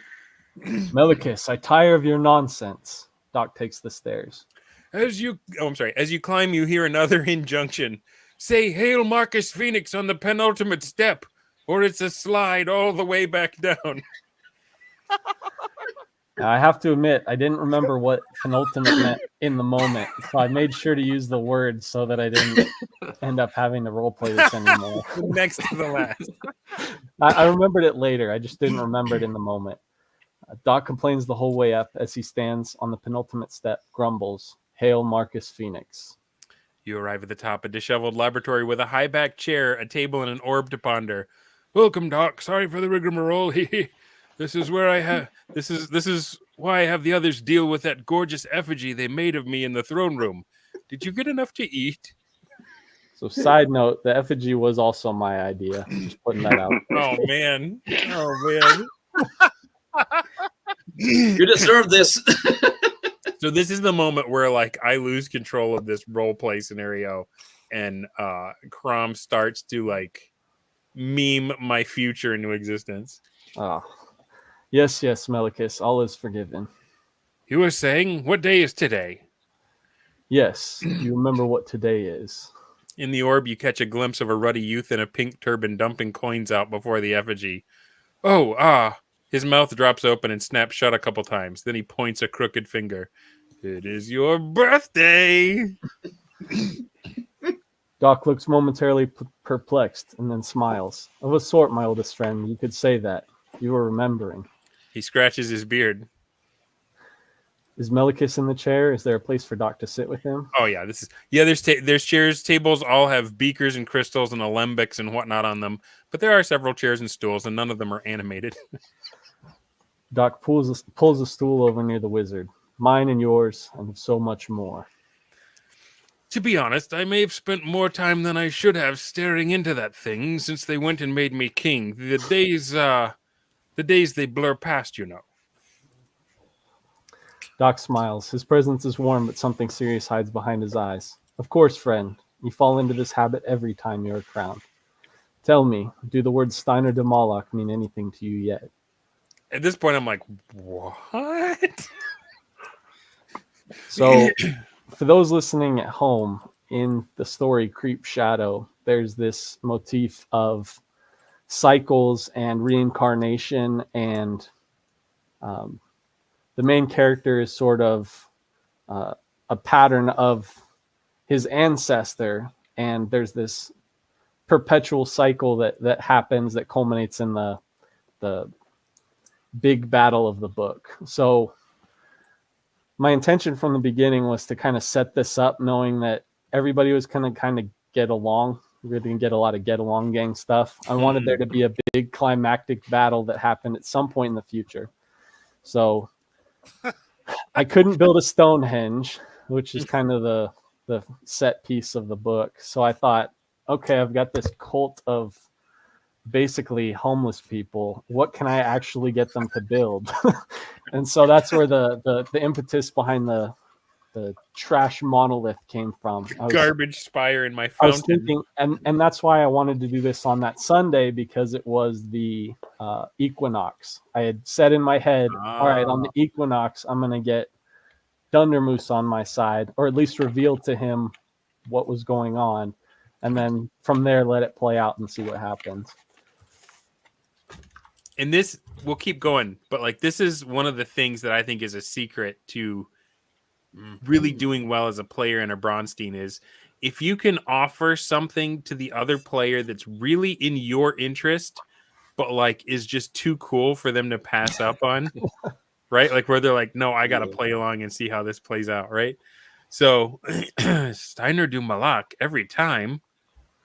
Doc smirks. What about the Font de Caradel? Heichman, you are the doctor and I the wizard. 'Tis unmeet for you to speak in riddles and my jaw to hang agape. A pained expression flits across Malicus's face. Why do you think it is, old friend? Why did Marcus reveal himself to the cloak and not us? This is me trying to change the subject. If he came to me, I would gladly have stepped aside. But now that they made me king, I can't imagine it would go back the way it was. Phoenix would never trust me. We need power. We need insurance. Doc chuckles. Ever the memory problems, Monsieur de Malak. And the parochial vision. Marcus is irrelevant. He always was. He was but a means to an end. He always is. Now this is him saying, nope, we're not changing the subject. I'm driving towards something here. You've heard of yes and. This is no, go back.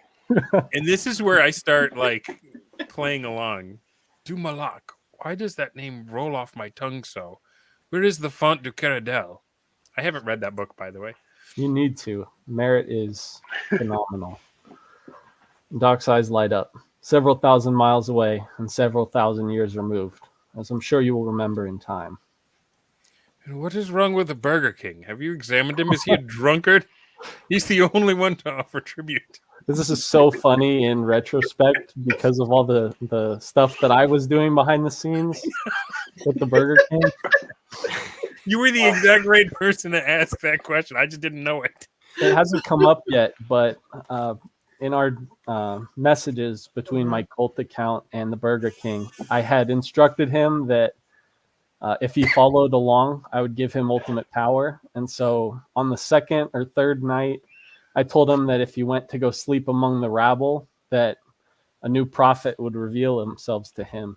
Which is why I asked the doc to make the sign, because you were like, the cult said, I will send a prophet to you. And I was like, oh, I'm not the prophet? Okay, I'll wait for the chosen one. And then the doc was like, hey, the first one to visit me. I was like, make the sign, doctor.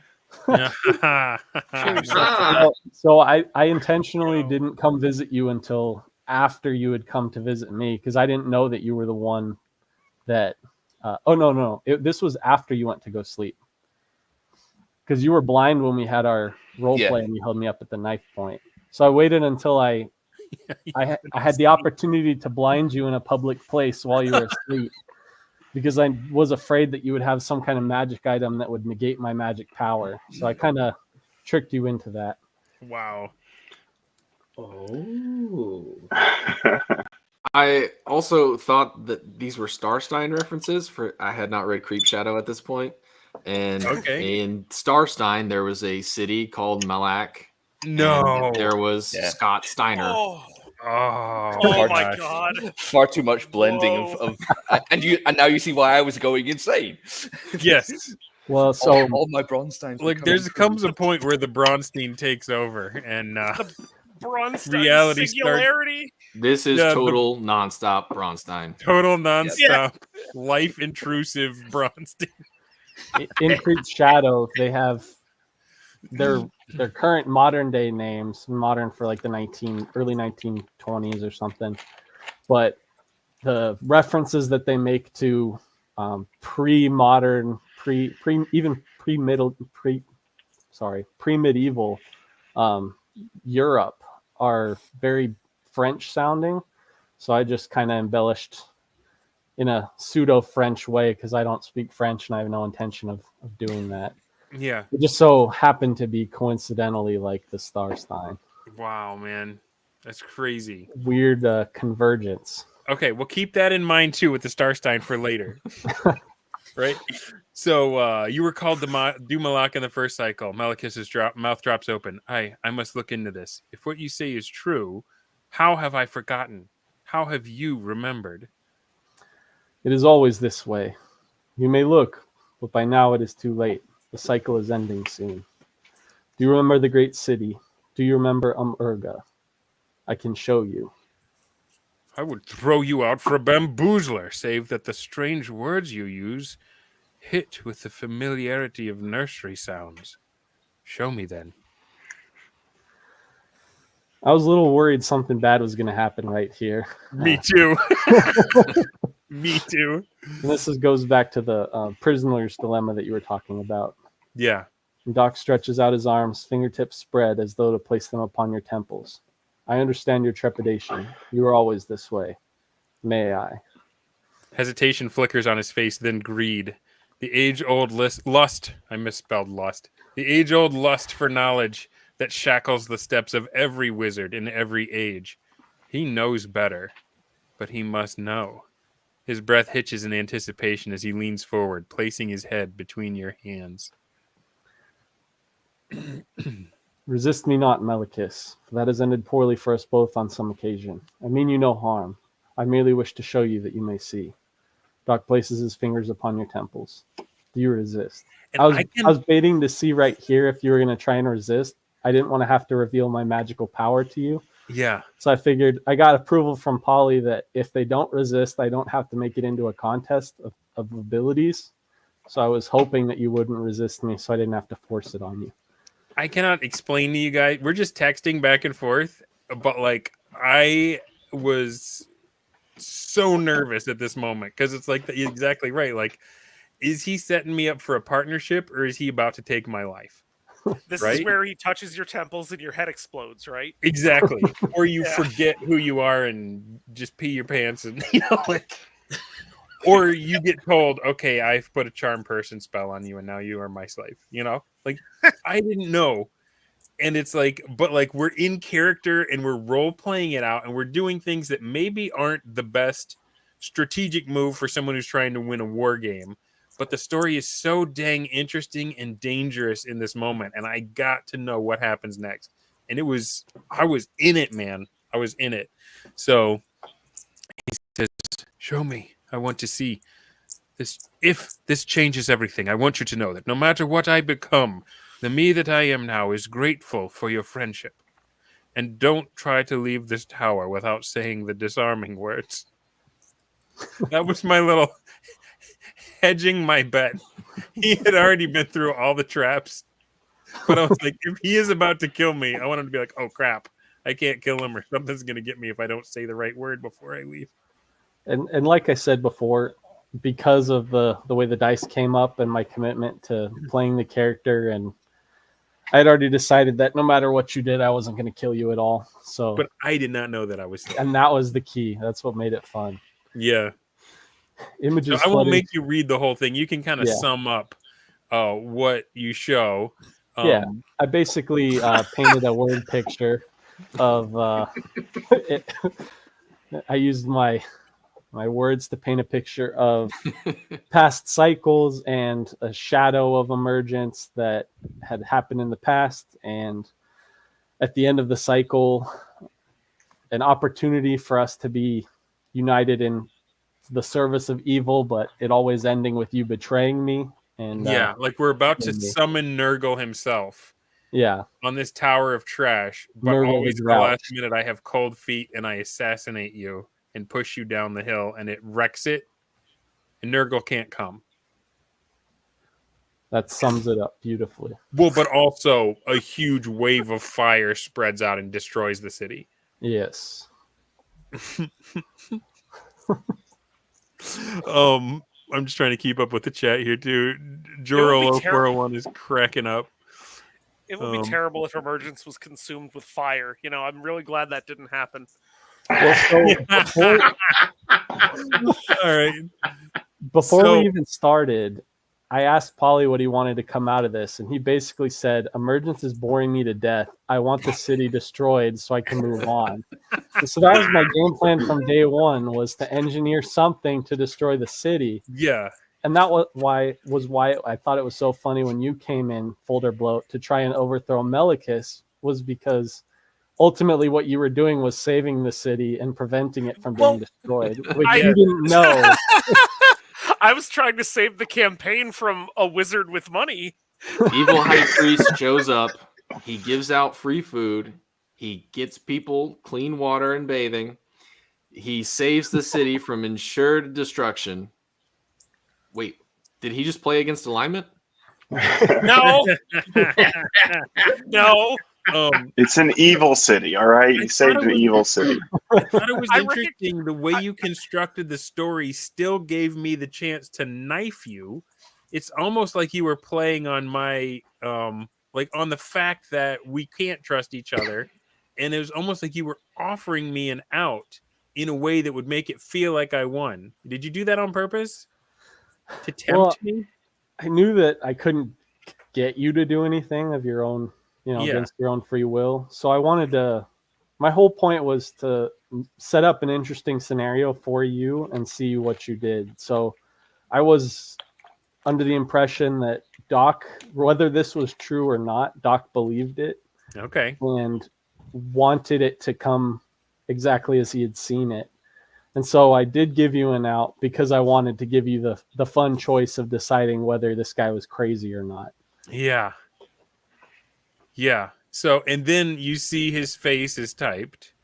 And then the very next, we just go from the sublime to the ridiculous because you just, I say Melicus sobs and I love Crash. That's his face. It's like, come here, and then wham, a cream pie in the face. There's just Muppet out of nowhere.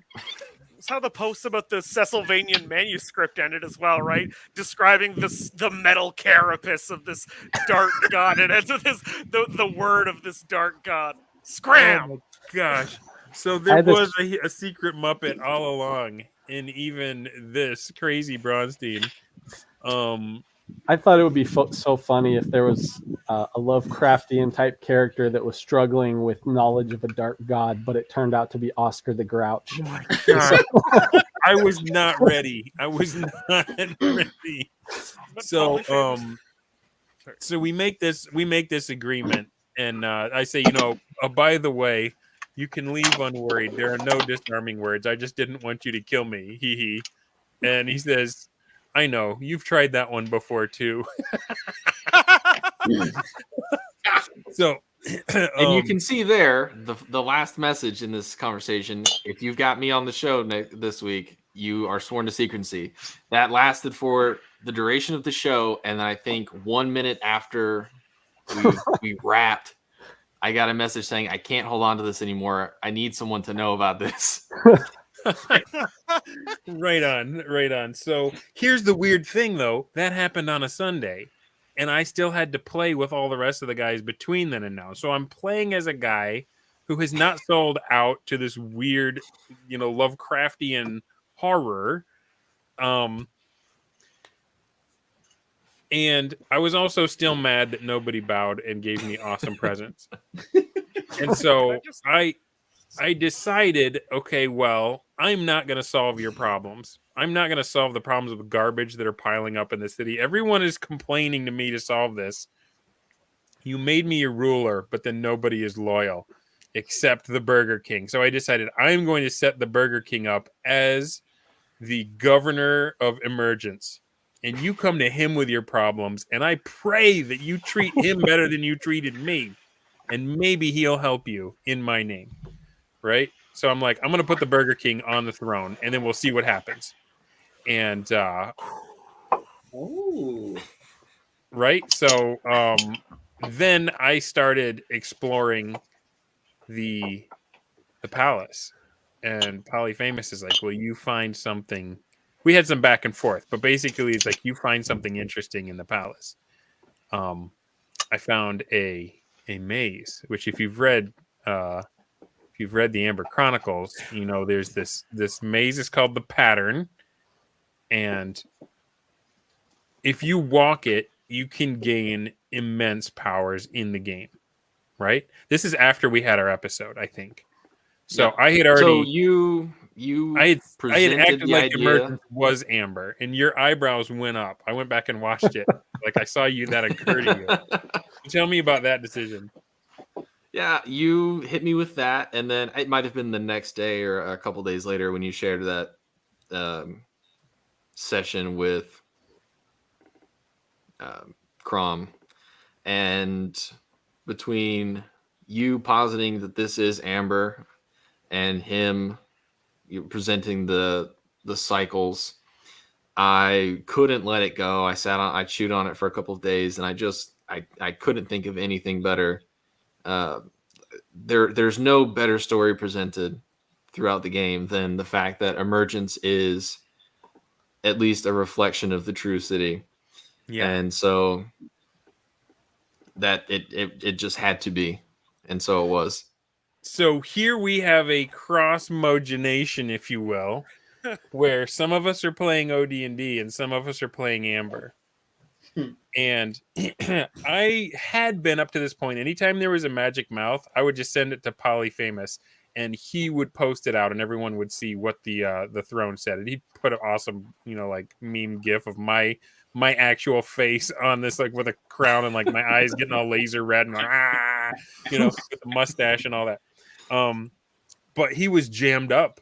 I mean, even as like laid back and off hands as he sounds, like you guys got to think about all the stuff he had going on. He was mixing and matching different game systems, session play, Dwarfstein, there was so much going on. And he was like, I'm just not going to get to it. You can post it. Because I thought, okay, I am now the king of Emergence. And I had not been paying enough attention to know that an OD&D city only has about 60,000 people, right? The greatest city on earth caps out at 60,000. Yeah. And so I was like, I'm just going to meme up an army. Right? And if I get him to say it, if he posts it from my magic mouth, then that's like the DM signing off on it, right? And so I said, I harangued them for not worshiping me and not bowing the knee and offering lordly presents, kingly gifts. And I put the only one who did it. I even warned them, when they came back, I was like, if you don't come during the noon one, I'm going to set him over all of you. So I told them, the Burger King is your new governor. And I am giving him 1,000 troops. Yay, 10% of my entire guard. and Folder Bloat was like, so can I just he got say, so mad. So tell us about that. I had not read Amber prior to this either, by the way, so this was not so I think I had seen the previous episode you did with Polyfamous where you and somebody else who was in the chat talked about memeing up your gold. I have that. That was me and Hollyfeld that memed up our gold. Sure. Now, if the referee signs off on it, it can be assumed police. that it was you benefited from that, by the way. Sure. My funds were your secret police. Sure. If you are king or placed king of a city of this size, it's totally reasonable for a referee to go, in my opinion, yeah, it's assumed you have a big treasury. There's a bunch of money. Marcus Phoenix didn't take it all with him. So whatever. But when you memed up an army and it's 1 in 6 people in the city, that's the biggest city possible, right? That's I think where we briefly talked about every single able-bodied man is a level 1 fighter who's done his duty. Service guarantees citizenship and Emergence. Yeah, exactly. I'm doing my part. Now it's because I think the day that you posted that was maybe the 20th or the 21st. I can't quite remember. And I had in writing in Discord channel, because I thought I was playing D&D on the 19th. I was asking questions about the number of people and the number of, because I had a retinue and some resources from outside from my domain, and I was You like, had if plans. if You I had can't big plans. manipulate, yeah, it got to the point where I because I came in from the outside, and I'll admit I'm not the most of everyone here. I might be the most naturally reclusive a little bit. I'm getting better. I'm a Right on, man. recovered soup aisle freak from years past. But so I was not in. You guys are playing a social game, and I was playing to my strengths in like a resource game. So I was thinking, if I can't manipulate these people, because how can I? You've heard what everyone said here tonight. How could anyone manipulate this? It's sheer chaos. So I was thinking, what if I had a hit list in in notes of my own. I was like, what if which of these guys can I just knock off? How many of these rubes? How many poor do I have to feed? And how many youths in the city do I have to pay to just kill everyone? And so I was asking a bunch of questions about how many guards does everyone have? Like, who, in my head, it's like everyone is a name level character who has their retinues. And I was asking, and then it really got around to, yeah, no one really talks that much about their personal guards. Oh, well, who's who's in charge of the army? Oh, the army marched out with Marcus Phoenix. It was his army. He took it with him. Wait, who's the city? Well, what about the city guard? And it's like, well, ever since all the chaos, like they weren't being paid. There was no new administration. Like the Melicus never set a new administration up, so the guards weren't being paid. There was a statue sitting there. On September 19th, I said, if there's no watch and no army, are the gates and walls unheld? And Polyfamous just says, ain't that the damnedest thing? So I had just gotten in writing that, there's nothing, and then 10th, and so I knew, I'm like, there's something's gonna be sorted out because there's not quite right. But yeah, if I have trust in the referee, but that little paranoid part of my brain makes me want to distrust people. It makes me want to go, oh no, I'm about to get bowled over because the most likable guy in the Bro SR just decided he had 10,000 soldiers. I'm gonna get screwed because he's too popular.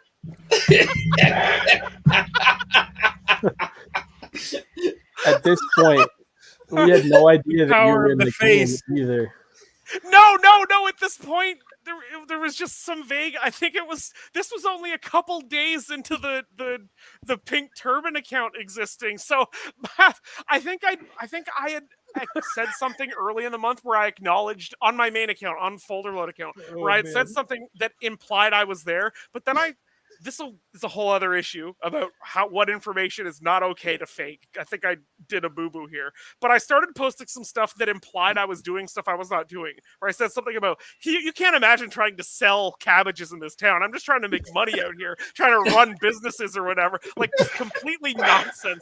So no, nobody knew what I was doing. That's my fault. I went a little too far in that direction. You selling cabbages? Yeah, that was not real at all. I just pretended like I was. I was watching your account like a hawk. You have no idea, man. I was stalking you. Yeah, all right, so it starts building towards the finale, and obviously, like, Polly's like, you don't have 10,000. You can't just pull that out of your butt. we had just sort of broached the subject amongst like those who needed to know. So you, Crom, me, I sort of let you guys know, like, yes, this is Amber now, or at least some part of it. There is the pattern. Magnus Zandolf I hit with this as well. I said, hey, you've got some knowledge of some kind of super powerful arcane object. And then Folder Bloat went and read speed read the first book, right? Yeah. I read Nine Princes and Amber in a day. He's over 3 hours. I'm gonna read the whole novel out of spite because of Dunder. I read for 2 hours. Then I went to my grandma's house to help her trim some bushes and do some yard maintenance, and then I read the other half. Yeah, right. It was a good day. So clearly, I was a bit aggressive in projecting strength. I'll admit, I messaged him. I said, "Hey, I just want to clarify: are you memeing this, or are you announcing that you're using the pattern?" Well, so then we had that conversation where it's like, all right, well, you're free to attempt the pattern, but you, as a magic user, you know enough to know that if you are not of the blood of Amber, then you will escape by the molecule. Like, it will absolutely atomize you if you walk this and you're not of the blood of Amber. And so we kind of agreed it would take a lot for me to do that, because I don't know that I'm of the blood of Amber, right? And so I scried on the Burger King, the man who I had only just recently put as governor over Emergence. And I see his, I scried on Oliver, and I see his corpse being eaten by rats. I scried on the Burger King, and he's just a dead guy on the top of the garbage spire. Oh He's yeah, already hold on. dead. So all right. So let me jump I'm like, in. what the? I asked you guys on Friday. I said, "Hey, I've got some major things happening. You guys have set, a new standard for what's going on here. I've got big orders. I need everyone to hit me with their next 72 hours from midnight, from 0001 on Friday until 11:50 or 23:59 Sunday." Which, remember, everything. my big stuff wasn't until Sunday. So I had to play like that hadn't happened right up until it did. So I started going through Friday, the 20th, nothing really happens. I made a Google Doc where I use the AD&D time blocks, morning, afternoon, evening, night, midnight, pre-dawn. And I went through everyone's orders. I worked out where they're going to be, what they're going to do. And I put each person under each block, and I pulled out the strings from, where people are intersecting, what's going on. And I did little write-ups, and I kind of posted those throughout the weekend as I worked on the resolution. And so the first thing that happened was the Burger King had been tasked with worshiping the moon every night or something. So every midnight he would go climb the trash pile and praise the moon. And so I was a little full of myself. I wrote some fan fiction. Everybody was doing it, man. We just acted out ours, so don't feel bad. So the Burger King at midnight, beginning Saturday the 21st, kicks off everything. An unseen assassin climbs up on him while he's ranting and raving about the sun, and he gets killed. He's assassinated by his good friend Magnus Zandolf. No. Dun, dun, dun. Zandolf claims his magic rings that he mentioned earlier, but he doesn't know what they are because they're magic rings. They're magic items. You need to identify them. He only had two friends, and one of them did that. Yeah. Poor Burger King. Just look at the trash, Burger King. Just look at the trash. So then I hit Burger strike King through. wrapper in the trash. I hit strike through on the rest of the Burger King's orders. That was pretty much it. Yeah. And then nothing really happened. Magnus Thompson spent the next day. Hollyfield messaged me, "Hey, can I put silver caps on hunting dogs' teeth?" Yeah. Didn't go Because anywhere. the last week of the I game, wanted we to sort be of a doggy dentist. Yeah, tell we us blew about through shadows. this. Crom Yeah. can tell us a little bit about the Knights of the Long Shadows. Yeah, so I was scrolling through the Discord, and I noticed that Polly had posted new factions that were I'm not in available the in Discord, town. by the way. Not all of us knew what was going on there. And I saw what Massive is it? disadvantage. What was the name of the faction, Polly? Which one? The one that I massacred. Oh boy, there's so many. The Oh, poor the the brothers Griffin of, Watch? Yeah. Oh yes, monks. the Poor Friars of Our Lady of Griffin Watch, which That's right. is a player creation from the very beginning of the campaign. The one IRL local guy who has stuck with all of the insanity and original Dungeons and Dragoning. I asked the players who made clerics and magic users to create a piece of lore about the world, and he created the Order of the Poor Friars of Our Lady of Griffin Watch. Okay. So I saw that in the Discord, and I thought, man, this game's getting too stale. I'm playing too safe. I need to do something that puts me at risk of outing myself. This is how not- you Braunstein. not to say we weren't having fun, but just nothing was happening at this point. So I thought, all right, well, I've already kind of decided that I'm going to model my character after a 1E illusionist. So I'm going to look at the illusionist spells and get some ideas of things I might be able to do to this, holy faction that's entered into the city that there are no priests in. So I looked and I found a spell. I think it was create shadow or something to that effect. And it lets you summon a shadow, which is a powerful undead creature that drains your strength. And then when it drains the strength, it creates another shadow. It turns you into a shadow. So I thought, man, this would be crazy to set this thing loose in this city. That's basically like end game. I've got the city destroyed. I'm Polly's #1 guy, and this is going to be great. And so I said, all right, forgive me for this, but I'm going to set these shadows loose on the poor friars of Our Lady of Griffin Watch. Oh my God. Didn't even get my bath. Yeah, it would suck to have to be the person who cleans up after that. It would suck to be the person who has to get rid of the shadows out of the city after the fact. That would be It awful. was such a pain. They're still out there. I'm still working on it. So shadows do have an expiration. They don't do just go forever. Oh my God. Oh. So later this came up again, and someone else memed shadows into being at a time when it would not have been possible for them to be there. But so there's shadows. We're terrorizing the city for the last couple of days. We've got the cult of the unclean and the cult of the unseen, but they're the pink turbans or the red sashes, one and the same. They're all causing chaos every night throughout the city. We've got The dwarves Australian running farm. around and burning down catteries and all kinds of stuff. And then we get to the 21st. Magnus says, I'm gonna find a bunch of stray dogs and I'm gonna give them silver tooth caps and I'm gonna set them out into the city. And then the evening of the 22nd is Doc or Ducaradel summons his shadows in Dwarf Town to start, killing dwarfs. And he also got a player with those during one of our sessions. We'll miss the sister. Yeah. And then this is when Melicus meets with Doc.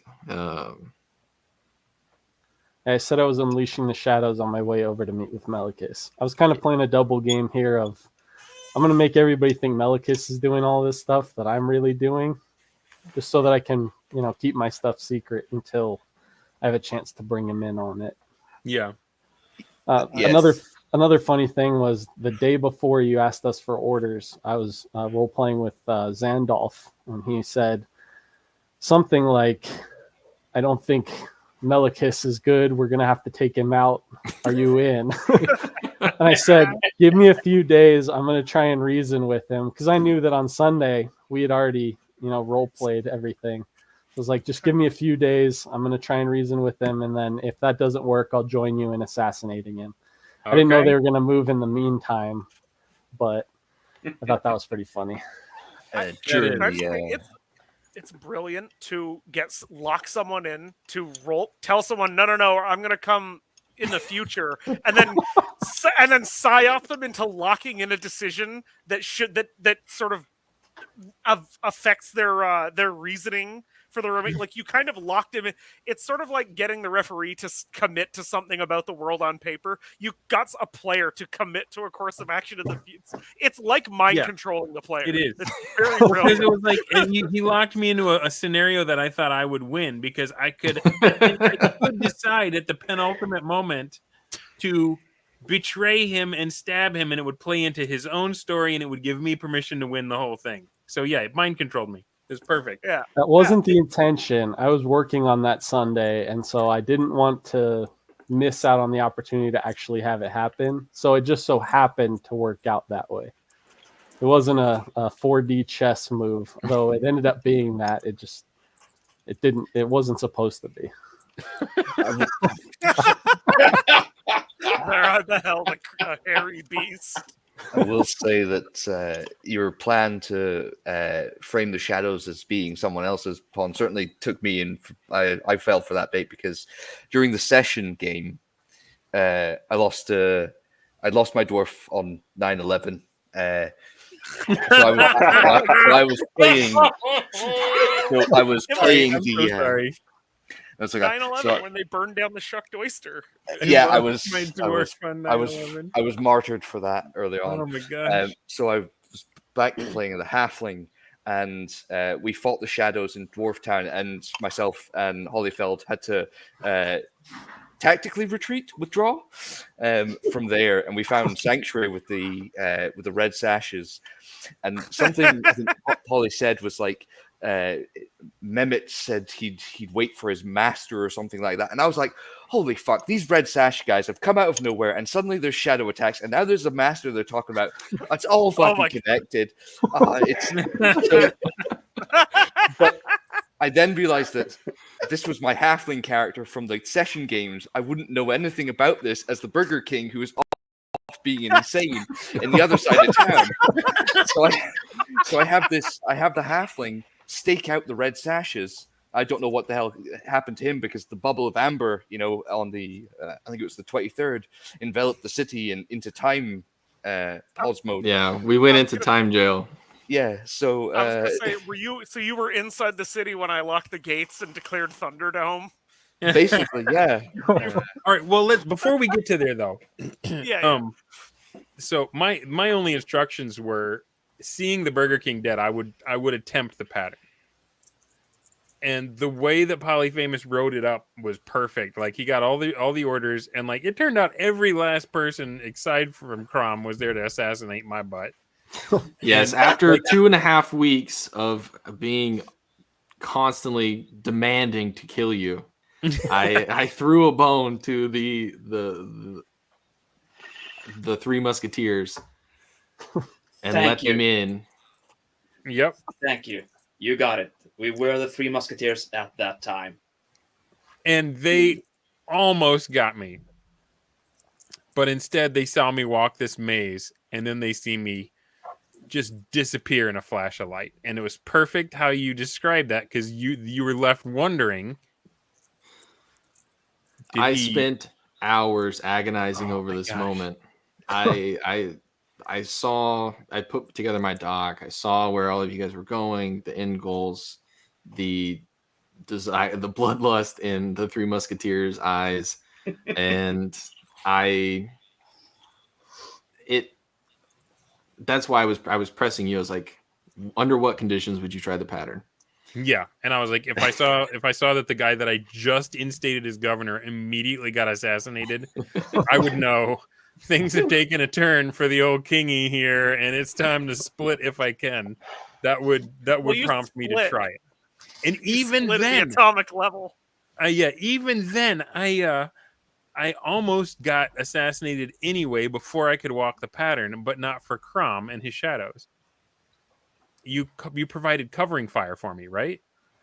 Yeah, I took the strategy of picking a really high magic stat and then lying the rest of the game so that nobody knew that I had magic.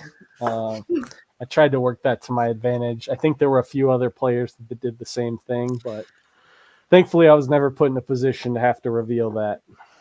Right on. So then there's a lot of communication, and people are still mad about the 1,000 troops thing, right? And it's beyond people.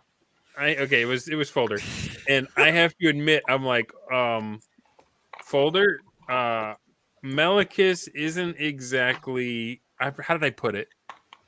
He's not exactly in the picture anymore. I was like, without ruining too much, Melicus is not exactly in the picture anymore, and like I feel like that led people to believe that he had actually atomized himself. Which it was. How likely was it that I was going to get disintegrated? I can't discuss. Let's say that even for a learned and willful individual, the pattern represents a great danger. Yes.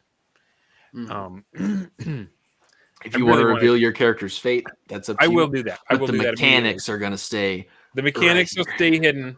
Suffice it to say, it was not. There was more likely that I just effervesced into a fine mist than that I would have survived it. But luck was on my side, and I successfully am of the blood of Amber. And Malicus walked the pattern, and Polyfamous said, "Where did you wind up?" And I thought about it for a second, and I was like, well, I do want these 1,000 troops. So I went to Starstein.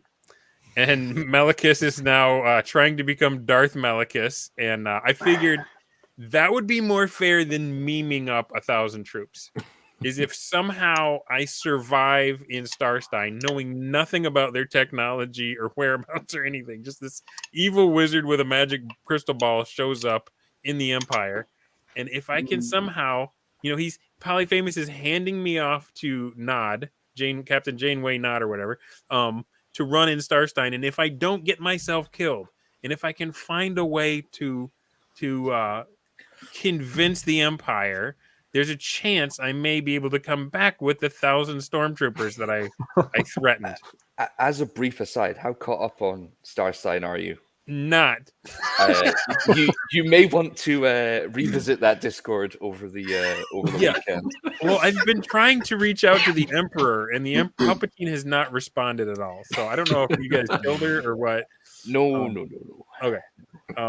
Worse. But I thought, you know what? That's not me, because I agree with Folder Bloat that it is unfair for you to just put out there, oh, by the way, I have 10,000 troops. Like that. That crosses a line. If there's a way for it to happen, even in such a chaotic game as what we were playing, it gets into like the theory of how do you play a Braunstein? What can you get away with memeing and what is just not fair? And I figured if you go into Starstein and then have to survive and win there, I've got to do something that's of enough value for them to say, yeah, you can have a bunch of our troops, and then I can go back to Emergence and shoot them up with laser guns. But obviously, it would take me too long to do that to get back in before this whole thing turned into something new, which was the Kriegspiel, right? So, But before we jump into that, anything else we need to cover that happened before that free Kriegspielstein thing happened? Because I was out of the picture at that point. Should we take the Castle Blackwater saga, the short side, the short side journey?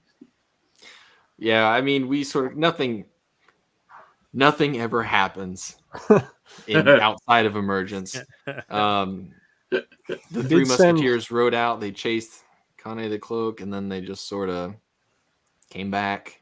They knew Marcus was alive. I did send a dream. I don't know if that ever turned into anything.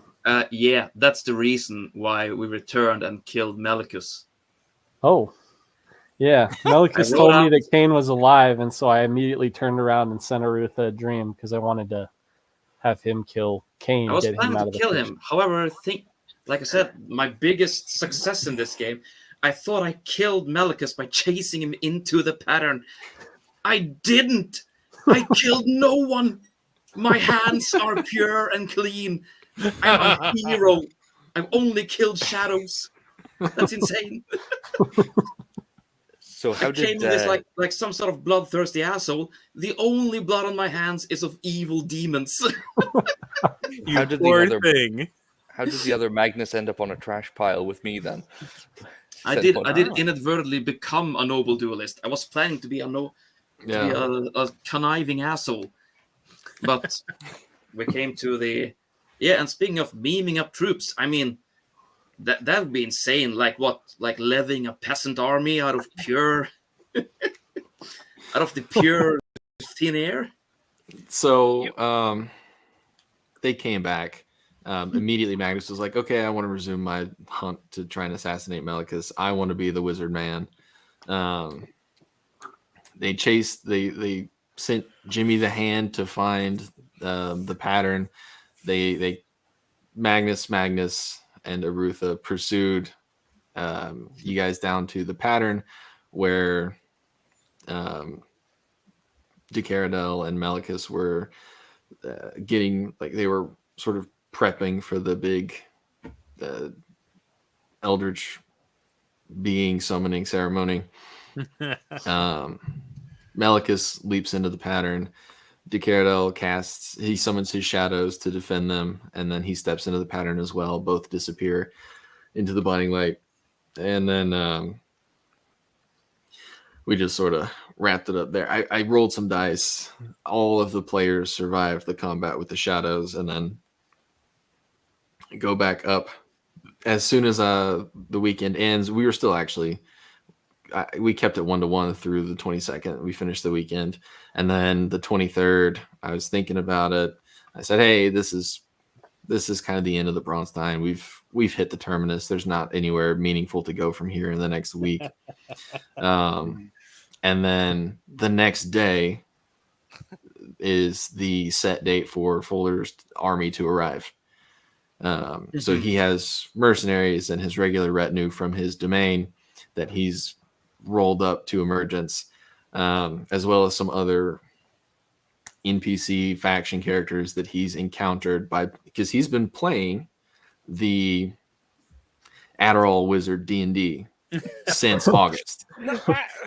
Background farm. And that's he's not the Adderall Wizard. I am not the Adderall Wizard. I might have brought one in as a pinch hitter. He did. But he's been playing sort of the older style, like it's only been 2 years, but the traditional Bro SR patronage, where you play a patron character and you utilize their resources as if you play raw. And I was a little bit worried first with playing Diceless that this would be Calvin Ball, and I knew most of the guys in the game. But I didn't really know Friendfolio.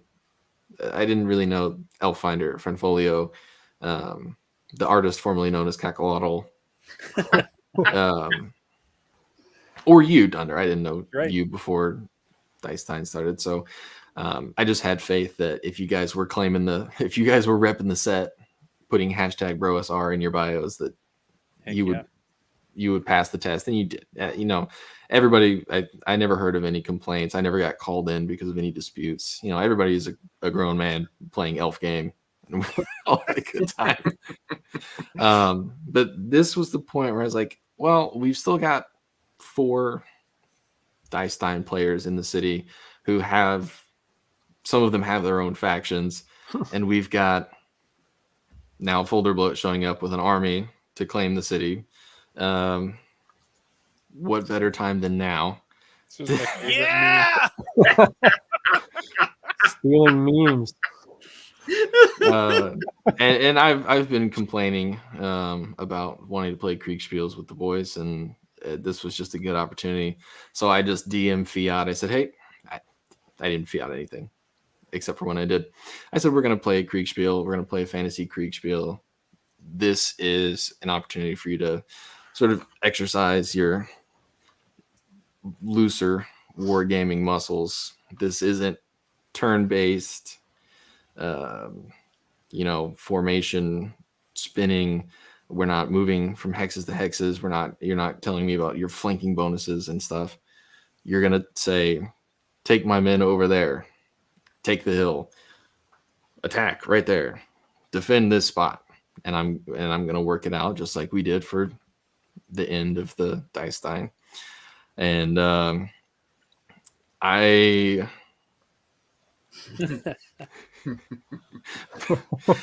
rolled some dice and figured, they haven't specifically mentioned that they need to raise an army or anything. None of the Dicestein players were like, I'm going to summon some troops. A couple of us did, but one was no fair, and the other one was the only one playing that hard. Yeah, I deported Melicus, and the other guy brought his own, so I had to come up with something for the rest of the players in between. And so I rolled some dice, and I thought, well, we already had numbers for the unseen powers, the pink turbans. We had numbers for the cult of the unclean because Crom and I had been managing the numbers of infected and believers and stuff. And then the only people who really had a faction without an army was the 3 musketeers. And so, you know, I looked at the demographics. I rolled some dice and I thought, okay, 1,000 peasants being pressed into service is not unreasonable. You've got noblemen and stuff in town who can act as 1,000, huh? Interesting number. Interesting. Anchor on. 1,000 peasants versus 1,000. You see, it's not a matter. meme if you have the charisma, my homie. They did just depose their indolent wizard overlord, so they had some That's street true. cred with the people. At least and- we saved them from a shadow I- plague. I earned it. so Go ahead, Polly. then the problem is, I thought 1,000 is a lot. That's a lot Yeah. of guys. It's not when you not. consider the powers arrayed against them. Oh yeah. So, Folder, do you want to run down? Let's start you. Well, maybe we'll You want do me to go yours last. Well, we're gonna do Sure. yours last. Sure. The three musketeers being Arutha and the Magnacies and their 1,000 peasants. They also had some, like, a little thief gang from Arutha. And of course, Zandalf is a wizard who picked up some sweet rings this weekend and needed to check them out. So he grabbed a peasant and forced the rings on him to test the effects. Oh no! He identified the ring of delusion. He didn't quite nail the ring of scrying, but got a close enough idea of what it did. And then we had the dwarfs who had dwarfs. And then we had the cult of the unclean, which was some berserkers, and then two named characters that we had, Filthy Frank, Francis of the Filth, who was supposed to appear on the last podcast. And then I realized that I could not do the voice. Yeah, you were supposed to cut me a sweet promo, and you never did. It was going to be Yeah, fun. I was warming up, and I realized that I sounded like an idiot. I chickened out of silly voice D&D. And then another character that had been created on 9/11. Dwayne Rockbottom, a chaotic aligned dwarf patron character from the White Box tables, whose home was burnt down. And then there was an NPC faction that had been memed up, but nobody really cared. So it was just I was like, guys, don't forget about the Bathists. They're here too.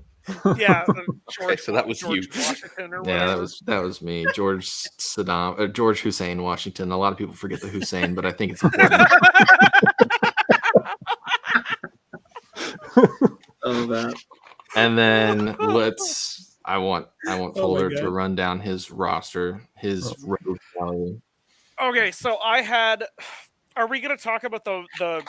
Was it actually a mapping error, or what went on with my peasants, Huh? where I suddenly had extra blocks or something? Was that? Oh yeah, actually- no, just I at the same time that I was like, okay, there's peasants.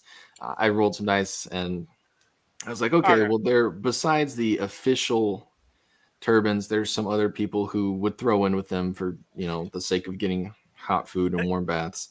Yeah, And they all I went did up to brother-in-law.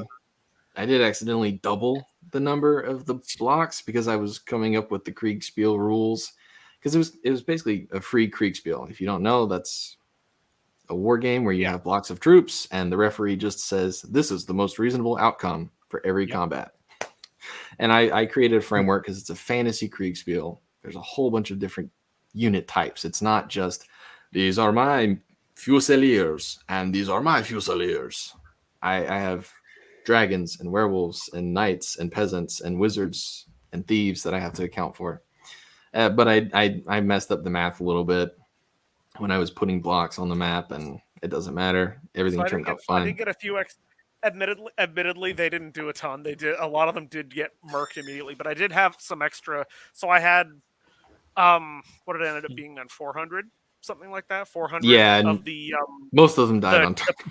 yeah, the pink, the pink turban. Yeah.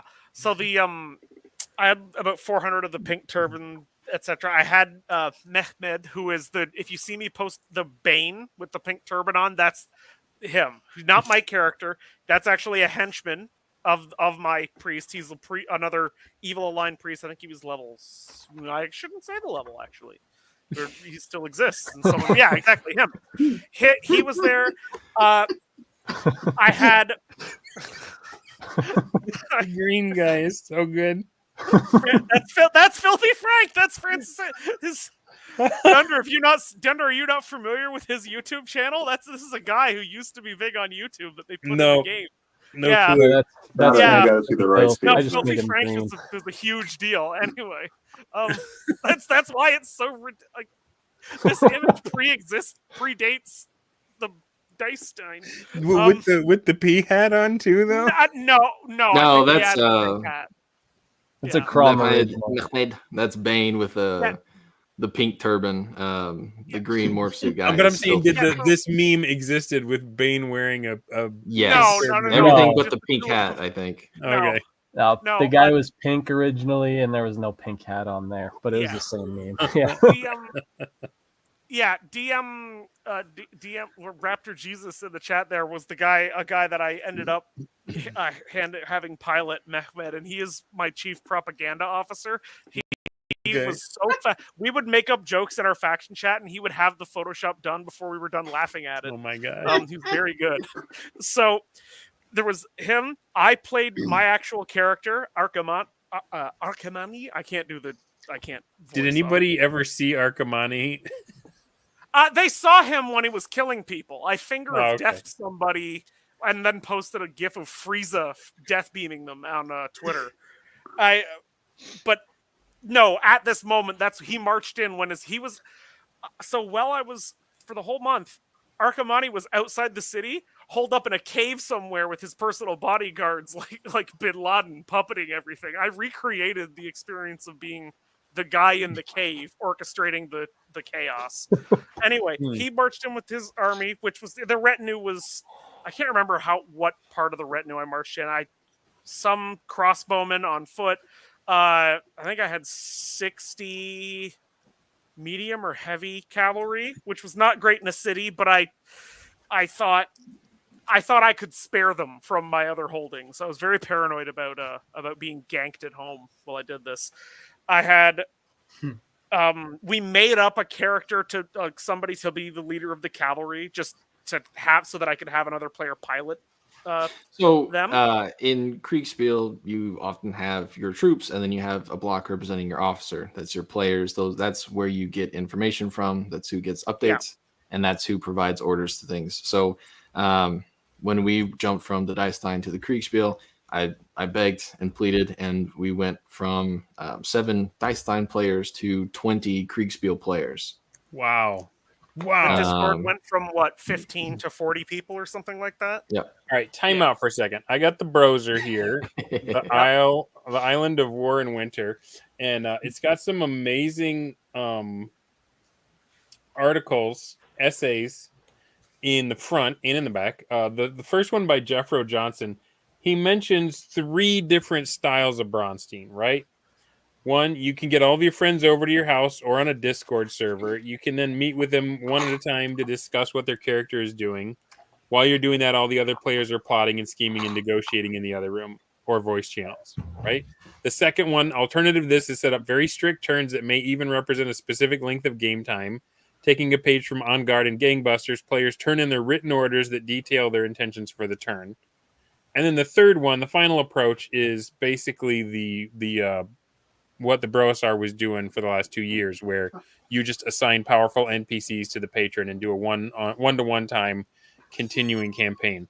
How many of those did you guys hit with the Dicestein, and then you put the Kriegspiel in? About 6 of them. If you want to count if you want to count Kriegspiel as a method too, and then we did that. I don't think we had, so the players at the sessions did have cross purposes. We didn't officially run any session Braunsteining. We Players tried. we tried. Players and their characters often worked at cross purposes. That's been going on before we even started the Dicestein. There have been players who were willing to use their characters to act against other players. But we definitely, Amber the Dicestein was supposed to be order turn. So that was the method It too. became 1-to-1 immediately. Within minutes. We were hitting levels of 1-to-1 that just can't be matched. Right.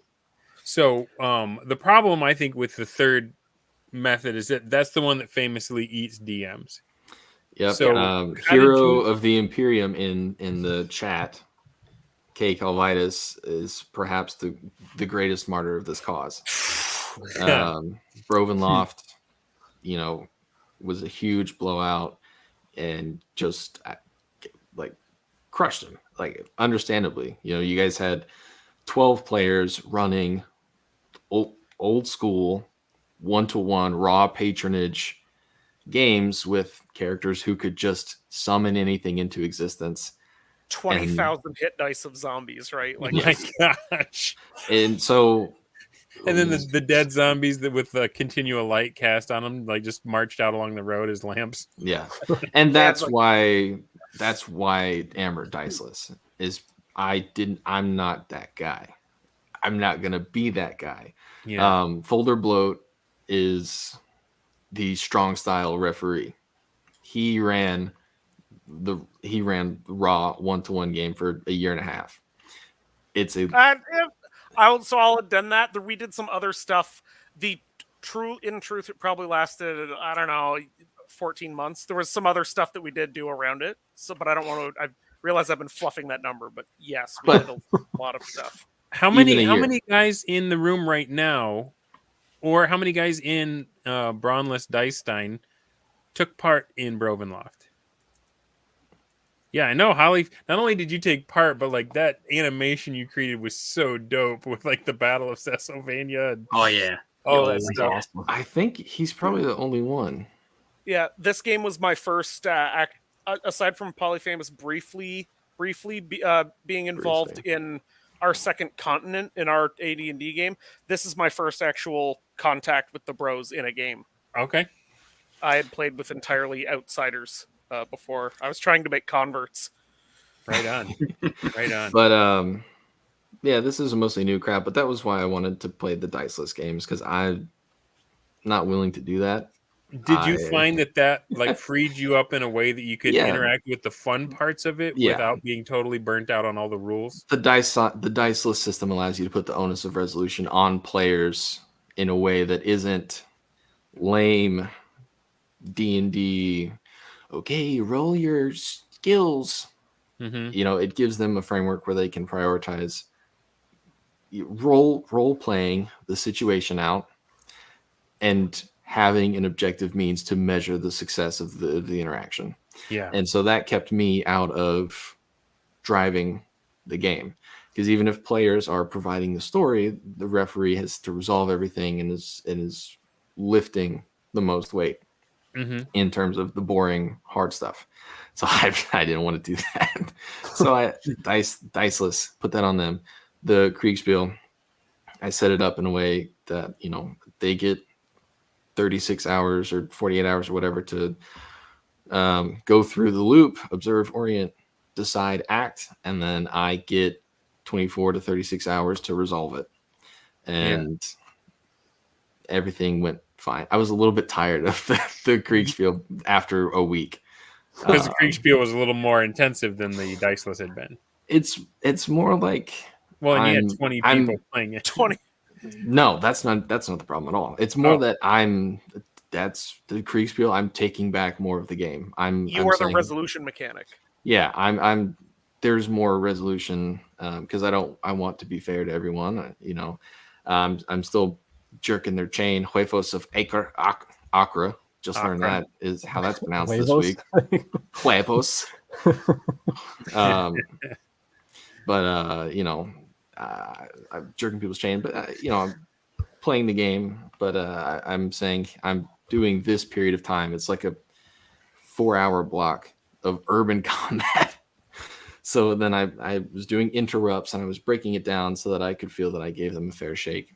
And so I want to keep it. the resolutions have a time and a place to be managed by the referee and by the player. And up until the very end of the game, it really doesn't need to be on the referee. But real quick before I forget, speaking of huevos, I want to shout out a player who has not been in the session. He has not been able to really join us a lot for anything, but he was playing a small patronage concurrent with the Dicestein, and he was roped Steve? in to playing, not roped in, I think mutual encouragement. He joined the Pink Turbans. Steve, he is a bro initiate from Mexico. So he's been providing cultural education in the server for the past couple of weeks. Right on. But yeah. Hola, amigo. That's all the Spanish I got. Yeah. Yeah, he showed up. He showed up on his own. He heard all this stuff was going down in this because he was already in the Discord, I think, and he just thought, "Oh, how can I get in on this?" And he just knew, "Oh, well, I know where the Cult of the Unclean exists, but the Pink Turbans are very vocal. Everyone knows where they are. So they seem evil. I'm throwing in with them." And that's how we got conquistadorks, orcs who are conquistadors into the campaign. I have been angling to get firearms into the campaign since day one. Hey, I'm angling to get blasters in. Yeah, they are raw, OD&D, AD&D. There's no rules issues with it. It's just that Gygax didn't like guns. Raptor Jesus says the funniest part of the Kriegspiel was when we thought shocked icons were special officer units and that Magnus Mandolf was Dundermoose's guy on the field. Even when I'm not even in it, I still cast a shadow. Everyone's still taking me into account. That's hilarious. Yeah. So we did some combat. We got 20 people in. JD, R-Dubs, a whole bunch of other guys who. I need to out of courtesy throw out a thank you to Intenius, who stepped up as the main commander of my army. And also thanks to Hollyfellet for sending in Fortinbras to what I thought would be a glorious death, but he lives. Yeah. Considering what you did to House Ambrosadorus, it's kind of funny. Oh, I know. I was howling. I was like, this is gonna be fun to mention later. I was howling. I was like, oh my god, it's Fortinbras. I read about him. And like, he's from House Ambrosadorus. Huh. Yeah. He saw more action than the dwarves. The first thing I got was Arkmani telling me how he'll guarantee that Dwarftown becomes independent. And then I got Aruthra sending me the same message from the other side. So it's like immediately one way or the other. Bartered the dwarves out of the gate. Like, oh yeah, I was eyeballing the dwarves. I didn't know where I had him. He's gonna kill me. So he's gonna kill me if I. Shout out to everyone on my team. I had, I think, the biggest team of people under me, or people listening to my orders for the Kriegspiel. I don't want to, but I do have to name drop. I think in the YouTube chat, he's Jaral0401. I think he's changed his Twitter handle to Wheels to match his Discord handle. It's my real life ex-roommate. And because I had bribed heavily, I didn't just roll a die and convince this NPC to throw in with me. I'm trading him a castle for this, but I got a wizard. This is where my magic came from, to throw in with me, and I immediately thought, I can't pilot. I can't do commanding the whole army and piloting the most technically difficult character, which is a high-level wizard with a bunch of spells. And I thought, I need one person who will just break this in half, and I brought him in. And he immediately realized that he could just polymorph other two people into dragons. So it's his fault. I immediately felt bad about it. I told Polyfamous he shouldn't have let me have this guy, but alas, here he is. Yeah. And so thanks to everyone. So that was really it. At that point, I was just like, I may have gone too far in a few places. This might be a little bit much. because we had the werewolves. The wizard was also a werewolf by Oh man, happened. Yeah. So it one goes for all the back. W's. Yeah. Yeah, I won the war. Yeah. The wizard werewolf won the war. Yeah. Kaijin, did I win the war? You heard the part where he's in another dimension recruiting stormtroopers, right? I don't know if I've won the war. I don't know if you noticed. As soon as he said, "Oh, I actually lived and I went to Starstein to get blasters," I immediately changed from my superiority thing to this because I didn't feel so good anymore. I was like, I'm not superior. I have not even won. I can't find the interaction that we had Folder Bloat, but you sussed me out like someone was like saying, well, Dunder's just too nice, and I was like, yeah, I'm too nice to do well on this whole Braunstein thing. And you said there is nothing since that happened that has convinced me more that you survived walking the pattern than when you than just saying, said that. yeah. There's nothing to convince. Yeah. I was like, oh, you guys got me. You beat me. I guess I'm just too nice. And he's like, BS. Too nice to win. So, well, it's your exploits shooting everyone in the back are legendary, and that was Jeffro's fault. He couldn't just let me have an early win. Everything I did in that was reactionary. In Traveler Stein, I wanted to pick a lock. I wanted to steal everybody's stuff, and Jeffrey was like, "I'm not going through all that." Shot everyone in the back. I should not have won that fight. It was 2-on-1. One guy had a sword, the other guy had a submachine gun, and I was holding their stuff. So I threw it at one of them. I drew my revolver. I fired twice. It was enough to incapacitate. The rest was just pure reaction. I became the biggest villain, but like that was Jeffro's fault. He should have just let me have their stuff. Anyway, we're not there to adjudicate the past. We're not saying that there's any reputation that's deserved here. I'm an innocent guy. I'm kind. I'm friendly. I'm trustworthy. If you ever have to play another one with me, I was telling Arutha, I think that you were probably the most honest person in this entire game.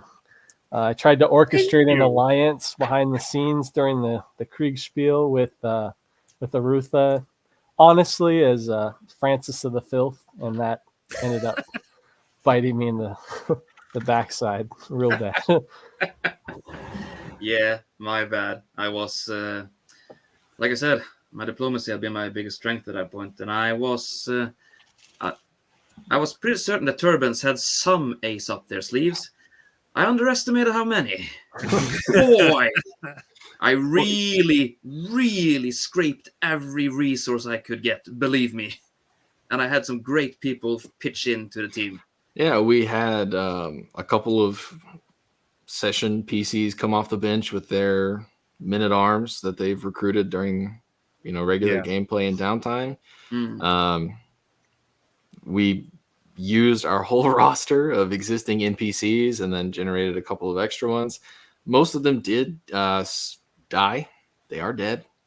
But this the Dicestein and the Kriegspiel just created this bespoke milieu. Girl says, in your defense, I was sketching aces on top of other cards. But we went into the beginning of September with just a rote, no prep, random encounter table, overland travel, D&D setting. Yeah. And we came away at the end of these 2 games within the game, the wargaming side of it and the role-playing side of it, and had now an incredibly unique setting.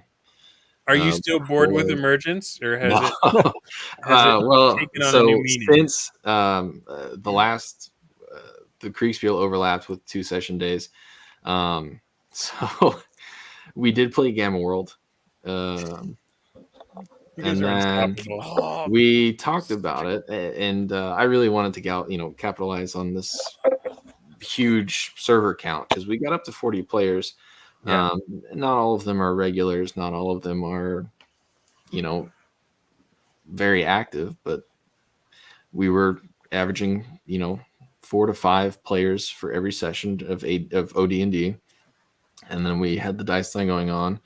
Some of those guys jumped in, and then we did the Kriegspiel and brought in a whole bunch of extra people off of X and through Folder's old campaign group, and just bulked out the server. And I thought, well, I've always wanted to play Boot Hill. Right on. So I played Boot Hill with R-Dubs and Holyfeld and Raptor Jesus. And then the I next think week, the first time I ever played with Holyfeld was Boot Hill. Yep. That might have been my first ever Bro SR anything was Boot Hill with Jeffro. and then we played Gamma World the next week while I finished the last turn of the Kriegspiel. And then I said, well, I don't want to just go back to playing D&D every week. So let's start running some other games. So now the server does those in Gamma World. There is a raw mutation for interplanar travel. And multiple players rolled interplanar travel on their character creation. And they all thought that they were going to be the super secret guy who was going to break out planar travel. And one of them in the first combat in Gamma World was like, okay, I'm going to peek out in the hallway and look at the robot. I said, okay, great. You step out and the robot detects you. He said, okay, I'm going to come back through the doorway and then use my planar travel ability. And instead of letting him finish his sentence and say, I'm going to use it to open like a trap door in the ground and let the robot fall through, I said, okay, great. And I kicked him into another voice chat room. And I I told him right there that he needed to referee a session. It could be whatever game system he wanted, whatever he wanted to do. And I said, okay. I went back to the other chat. I said, whichever players are going to go through the planar door, go. And I kicked 2 or 3 guys into the other room with him. And then I ran my Gamma World session and he ran his. And of course he took them straight to Barsoom, which is how we know that he's a bro. He doesn't know anything, I think, about our online circle, but he is in his heart a bro. He's got Appendix N in his brain. So there is a lot going on with this style of play right now, and it is taken off. You've got 40 guys in your server. Starstein 2 had 30 players. It's taken off. I've played a bunch of these now, but this one felt really special. And I don't know if you guys felt that too. And so I'm going to give you a chance. We're going to go around the room again. I mean, we're coming up on 3 hours here, so we gotta, we gotta land this bird. But I am interested if you guys thought this one was different than the stuff you've done before, and if so, what was different about it for you? And what advice would you give to somebody that is on the outside looking in, saying, "Man, I want to have the kind of experiences these guys are talking about"? So we'll just go around clockwise. I'll start with Crom. All right, I'll say first thing, I've been in a few of these Braunstein games now, and I think one thing that Polly nailed right off the bat was putting out like a brief that all the players could look at and have an idea of what was actually going on. I feel like a lot of people get excited about these ideas and then don't really know what to do after that. They get involved with the game, and then it's like, all right, how do I have fun with this? You know, you can watch all the videos, but that really like solidified the idea of what it was we were doing from the jump. But I definitely feel like this one was special, and that's what inspired me to start the Browser Diceless game that's starting tomorrow. I hope everybody that's listening that got inspired by this or thought it sounded fun. There's still some already room, changed my profile pic. Yeah. If this sounds fun to you, this kind of freewheeling play style, there's still some room, so hit me up on Twitter. But I had a lot of fun. You know, I worked really hard hours to make a regular game work, but I have time during the day to, send messages or post memes. So it was really cool to be on a break at work, and I've got Dundermoose in my DMs trying to role play something or share some information. I've got Magnus Zandalf reaching out to me, and just it was a really nice way to break up the work day. It was really cool. All right, thanks. Next up on my screen is Ruth Silverbarb. Oh gosh. Well, I'm gonna have to give the short pitch. For me, it's actually the excitement. You can't fake the excitement of the diplomacy phase, of the interaction phase. I'm a man who, Polyfamous won a chaos. I wanted to bring it, and it's the volatility, if I can call it that. It's given enough incentives, enough things that make the players want to aim and grasp for something. Yeah. It's 50, it's like, it's 10, 15 people grasping at shadows for a hidden goal. And who will come along? What will you achieve? Like I said, it's gaming crack. You cannot get this level of excitement out of gaming anywhere else. Literally. Right on. All right, cool. Next up on my screen is Hollyfeld. Okay. Well, first off, I kind of want to talk about this game did feel special, but a lot of times we talk about we came up with this idea because we were bored. And the thing you need to realize is that this game took place over months and it was always on. So it's been a couple hours since something happened. So, I'm going to throw something out there. I'm going to put something together. And over time, that develops into momentum. One thing leads to another. It builds, it grows. The silly idea that you had, driving home from work one day about a pink turban society turns into, the rulers of the town at the center of the universe. And I think that really what Poly did with this campaign that's different than most other BroSR campaigns is he gave everybody room and an incentive to role play. And this is the first game in the BroSR where I've really felt like those 80s D&D movie guys who are getting lost in their characters and, role playing. And it's, if you read through some of these chat logs, it's like really good fiction. And I'd love to, I wish I had access to all of them because it's really good stuff. And it's all hidden, in these little chats that, get buried. So it's kind of like, that one flash and when it's happening, it's really absolute magic.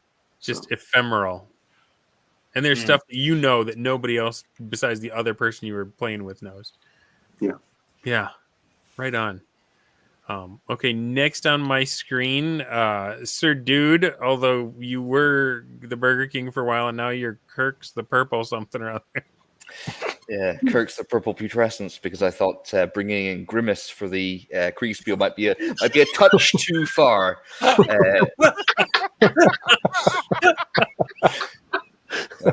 But no, I'll Oh my gosh.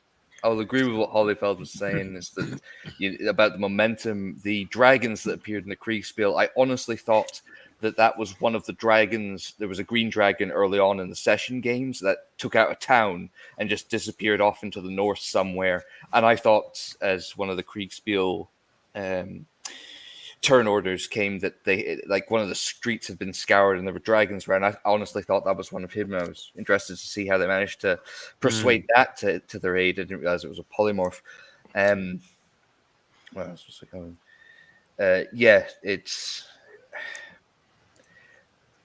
It certainly does hearken, or at least the Amber Diceless. This Braunstein certainly did feel like the harken back to the stories you hear when they talk about Banania. He tricked everyone to be the CIA agent and then flew off in a plane with a buttload of money. It's like, I can see that happening. I can see exactly that happening, and I understand. I'm in that room with them. I know exactly how that went down because that's how this went down. As to advice to other people, pick up Browser. It is the low cost of free, and read more Appendix N. I think I'm going to have to get the yellow tourist sign of shame on the Discord server because I am lacking in that aspect, unfortunately. Well, it's no better time to start than now. I did put the link to Browser down in the description of the video. Next up on my screen is Folder Bloat. go ahead and take a stab at the question, and I can Okay, repeat it if so- you don't remember. Yeah. Repeat the prompt here for me. So the prompt was, did this Braunstein feel different to you?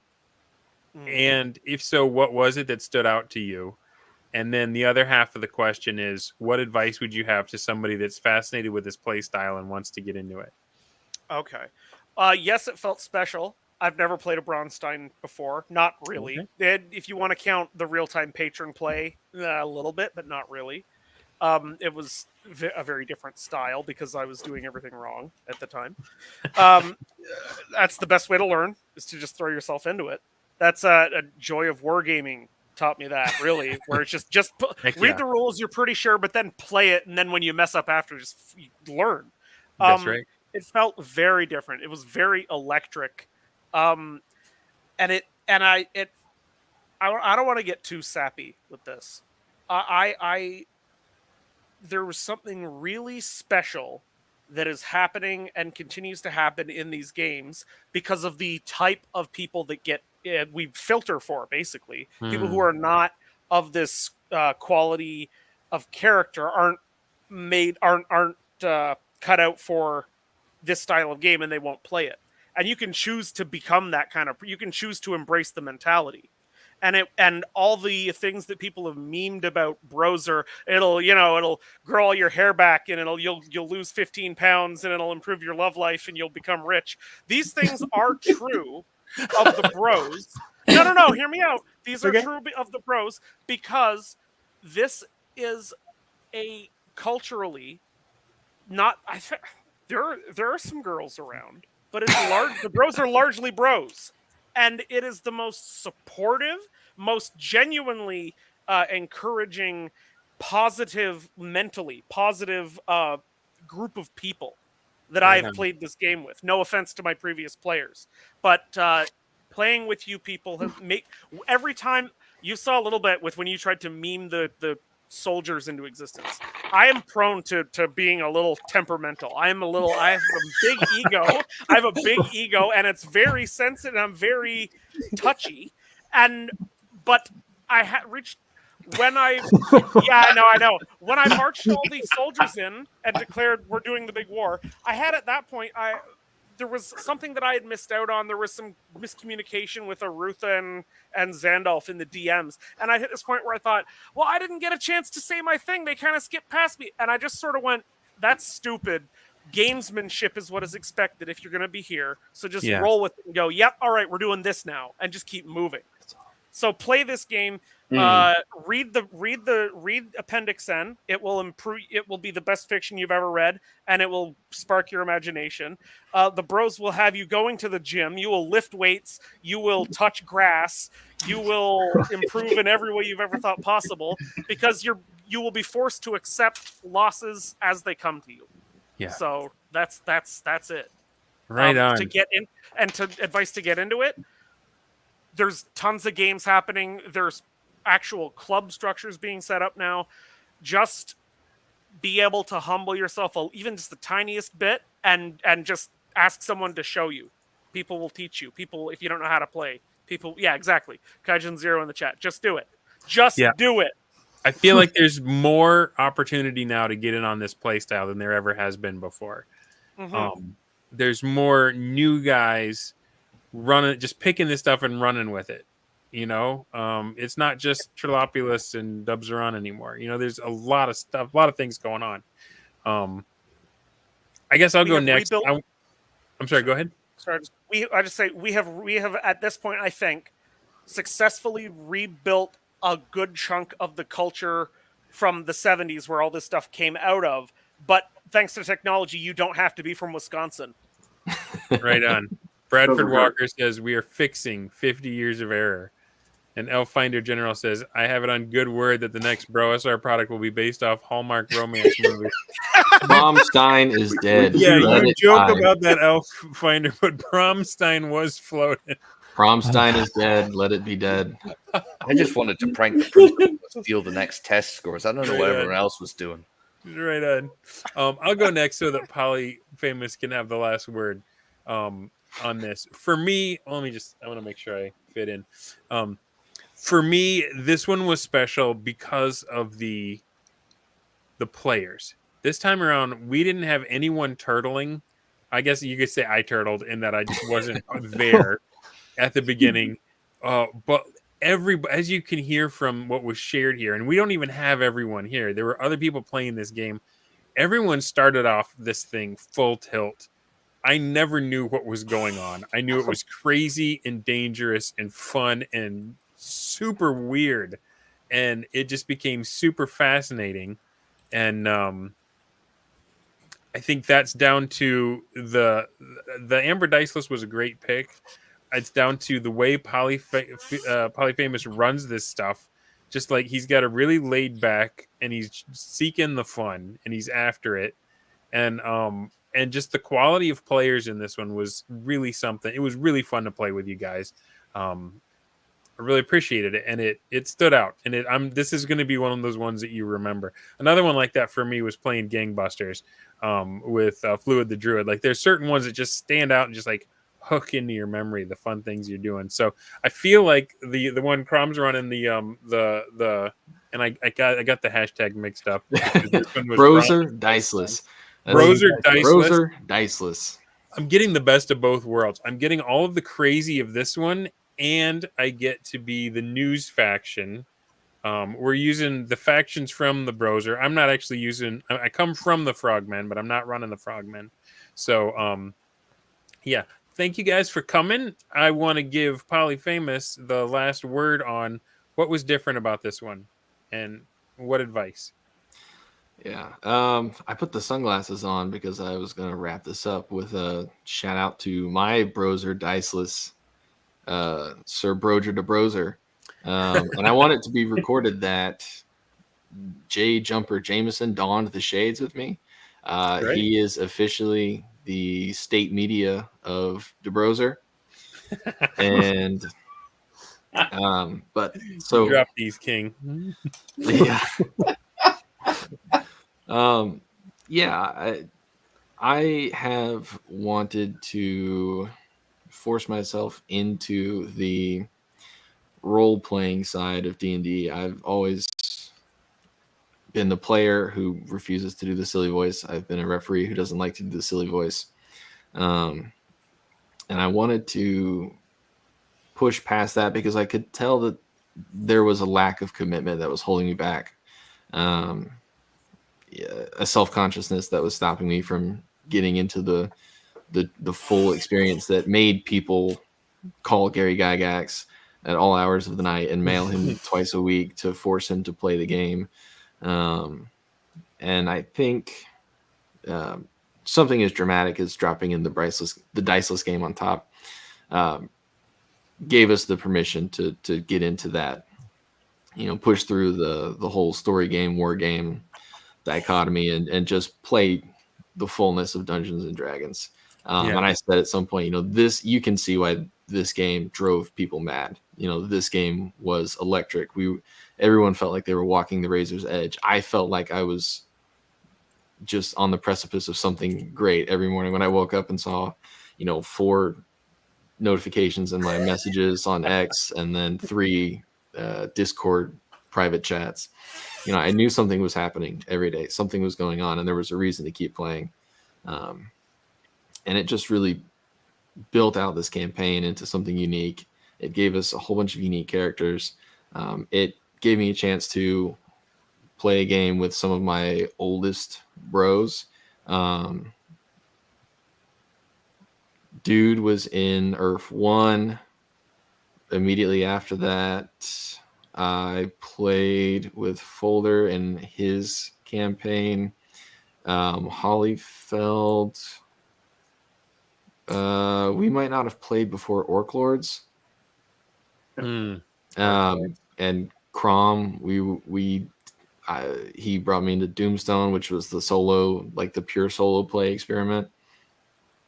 And then I got to play with a bunch of other guys that I'm in the circle with, Frenfolio, Elffinder, Katerion, and then a dozen to 15 more players that I've been following on X for the past 2 years.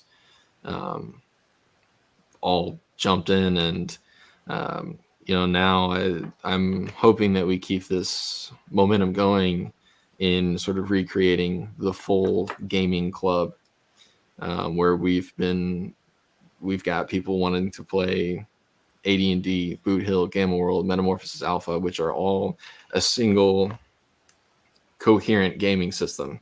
Yeah.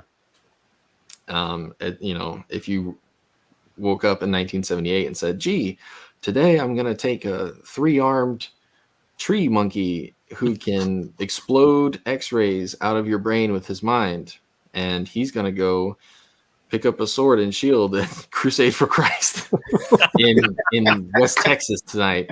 You can do that, and it's all raw, and you can just play the game if you have the infrastructure to do that, and that infrastructure is the club. And Bradford C. Walker's clubhouse posts occupy now a place of honor on the server. They're currently the sole occupants of the principals channel. I did a summary of all of them and put them on there, and now we're starting to break the server out into membership tiers based on essentially your Appendix N knowledge. So everyone after this point is going to be hit with a tourist tag until they demonstrate that they can play Appendix N characters at the table, because that's right. D&D, book reports are due. D&D is a book club. If you're playing it right, D&D is a book club, and that knowing these character archetypes, these stories, these insane adventures in Appendix N are what enable you to play the characters, to create campaigns, to devise these scenarios that you want to game out at the table. Yeah. I mean, just think about all the stuff that Crom had in his subconscious because he had read that A. Merritt book, and he was able to, first of all, negotiate all my ridiculous traps, and then get in there, and just through the power of RP, he changed my whole trajectory in the game. And it's because he read some awesome books and dragged it with him. Kess says, every book report qualifies you for a personal pan pizza from Pizza Hut. Now, I put up the challenge in August. If you turn in 3 book reports to the server, you get a wish. No one has taken me up on that, and it's actually because people are stockpiling their books as weapons to shape the narrative of the game rather than turn them in for wishes, because it's more effective. Think like a hard drive dangerous. full of book reports they're just waiting to click send on until they need it. Oh, Melicus is coming back with those stormtroopers. I'm gonna need that wish. Rock on. All right, guys. Well, thank you so much. 3 hours. It flew by like that. I had so much fun. I cracked up. This is a great group of guys. I appreciate you coming on and not everybody likes, turning the camera and the microphone on and sharing. So I really appreciate you guys coming on here. I am having another episode tomorrow night. I know that's kind of going crazy back to back, but Ares Chronicles is got a new Kickstarter out. It's Mecha versus Kaiju in an post-apocalyptic world. So if you're into that kind of stuff, tune in tomorrow night and just drill them with your questions. And yeah, guys, it's all about that browser. Hit it up. It's absolutely free. Link in the description. And we'll see you next time. Thanks for being with us.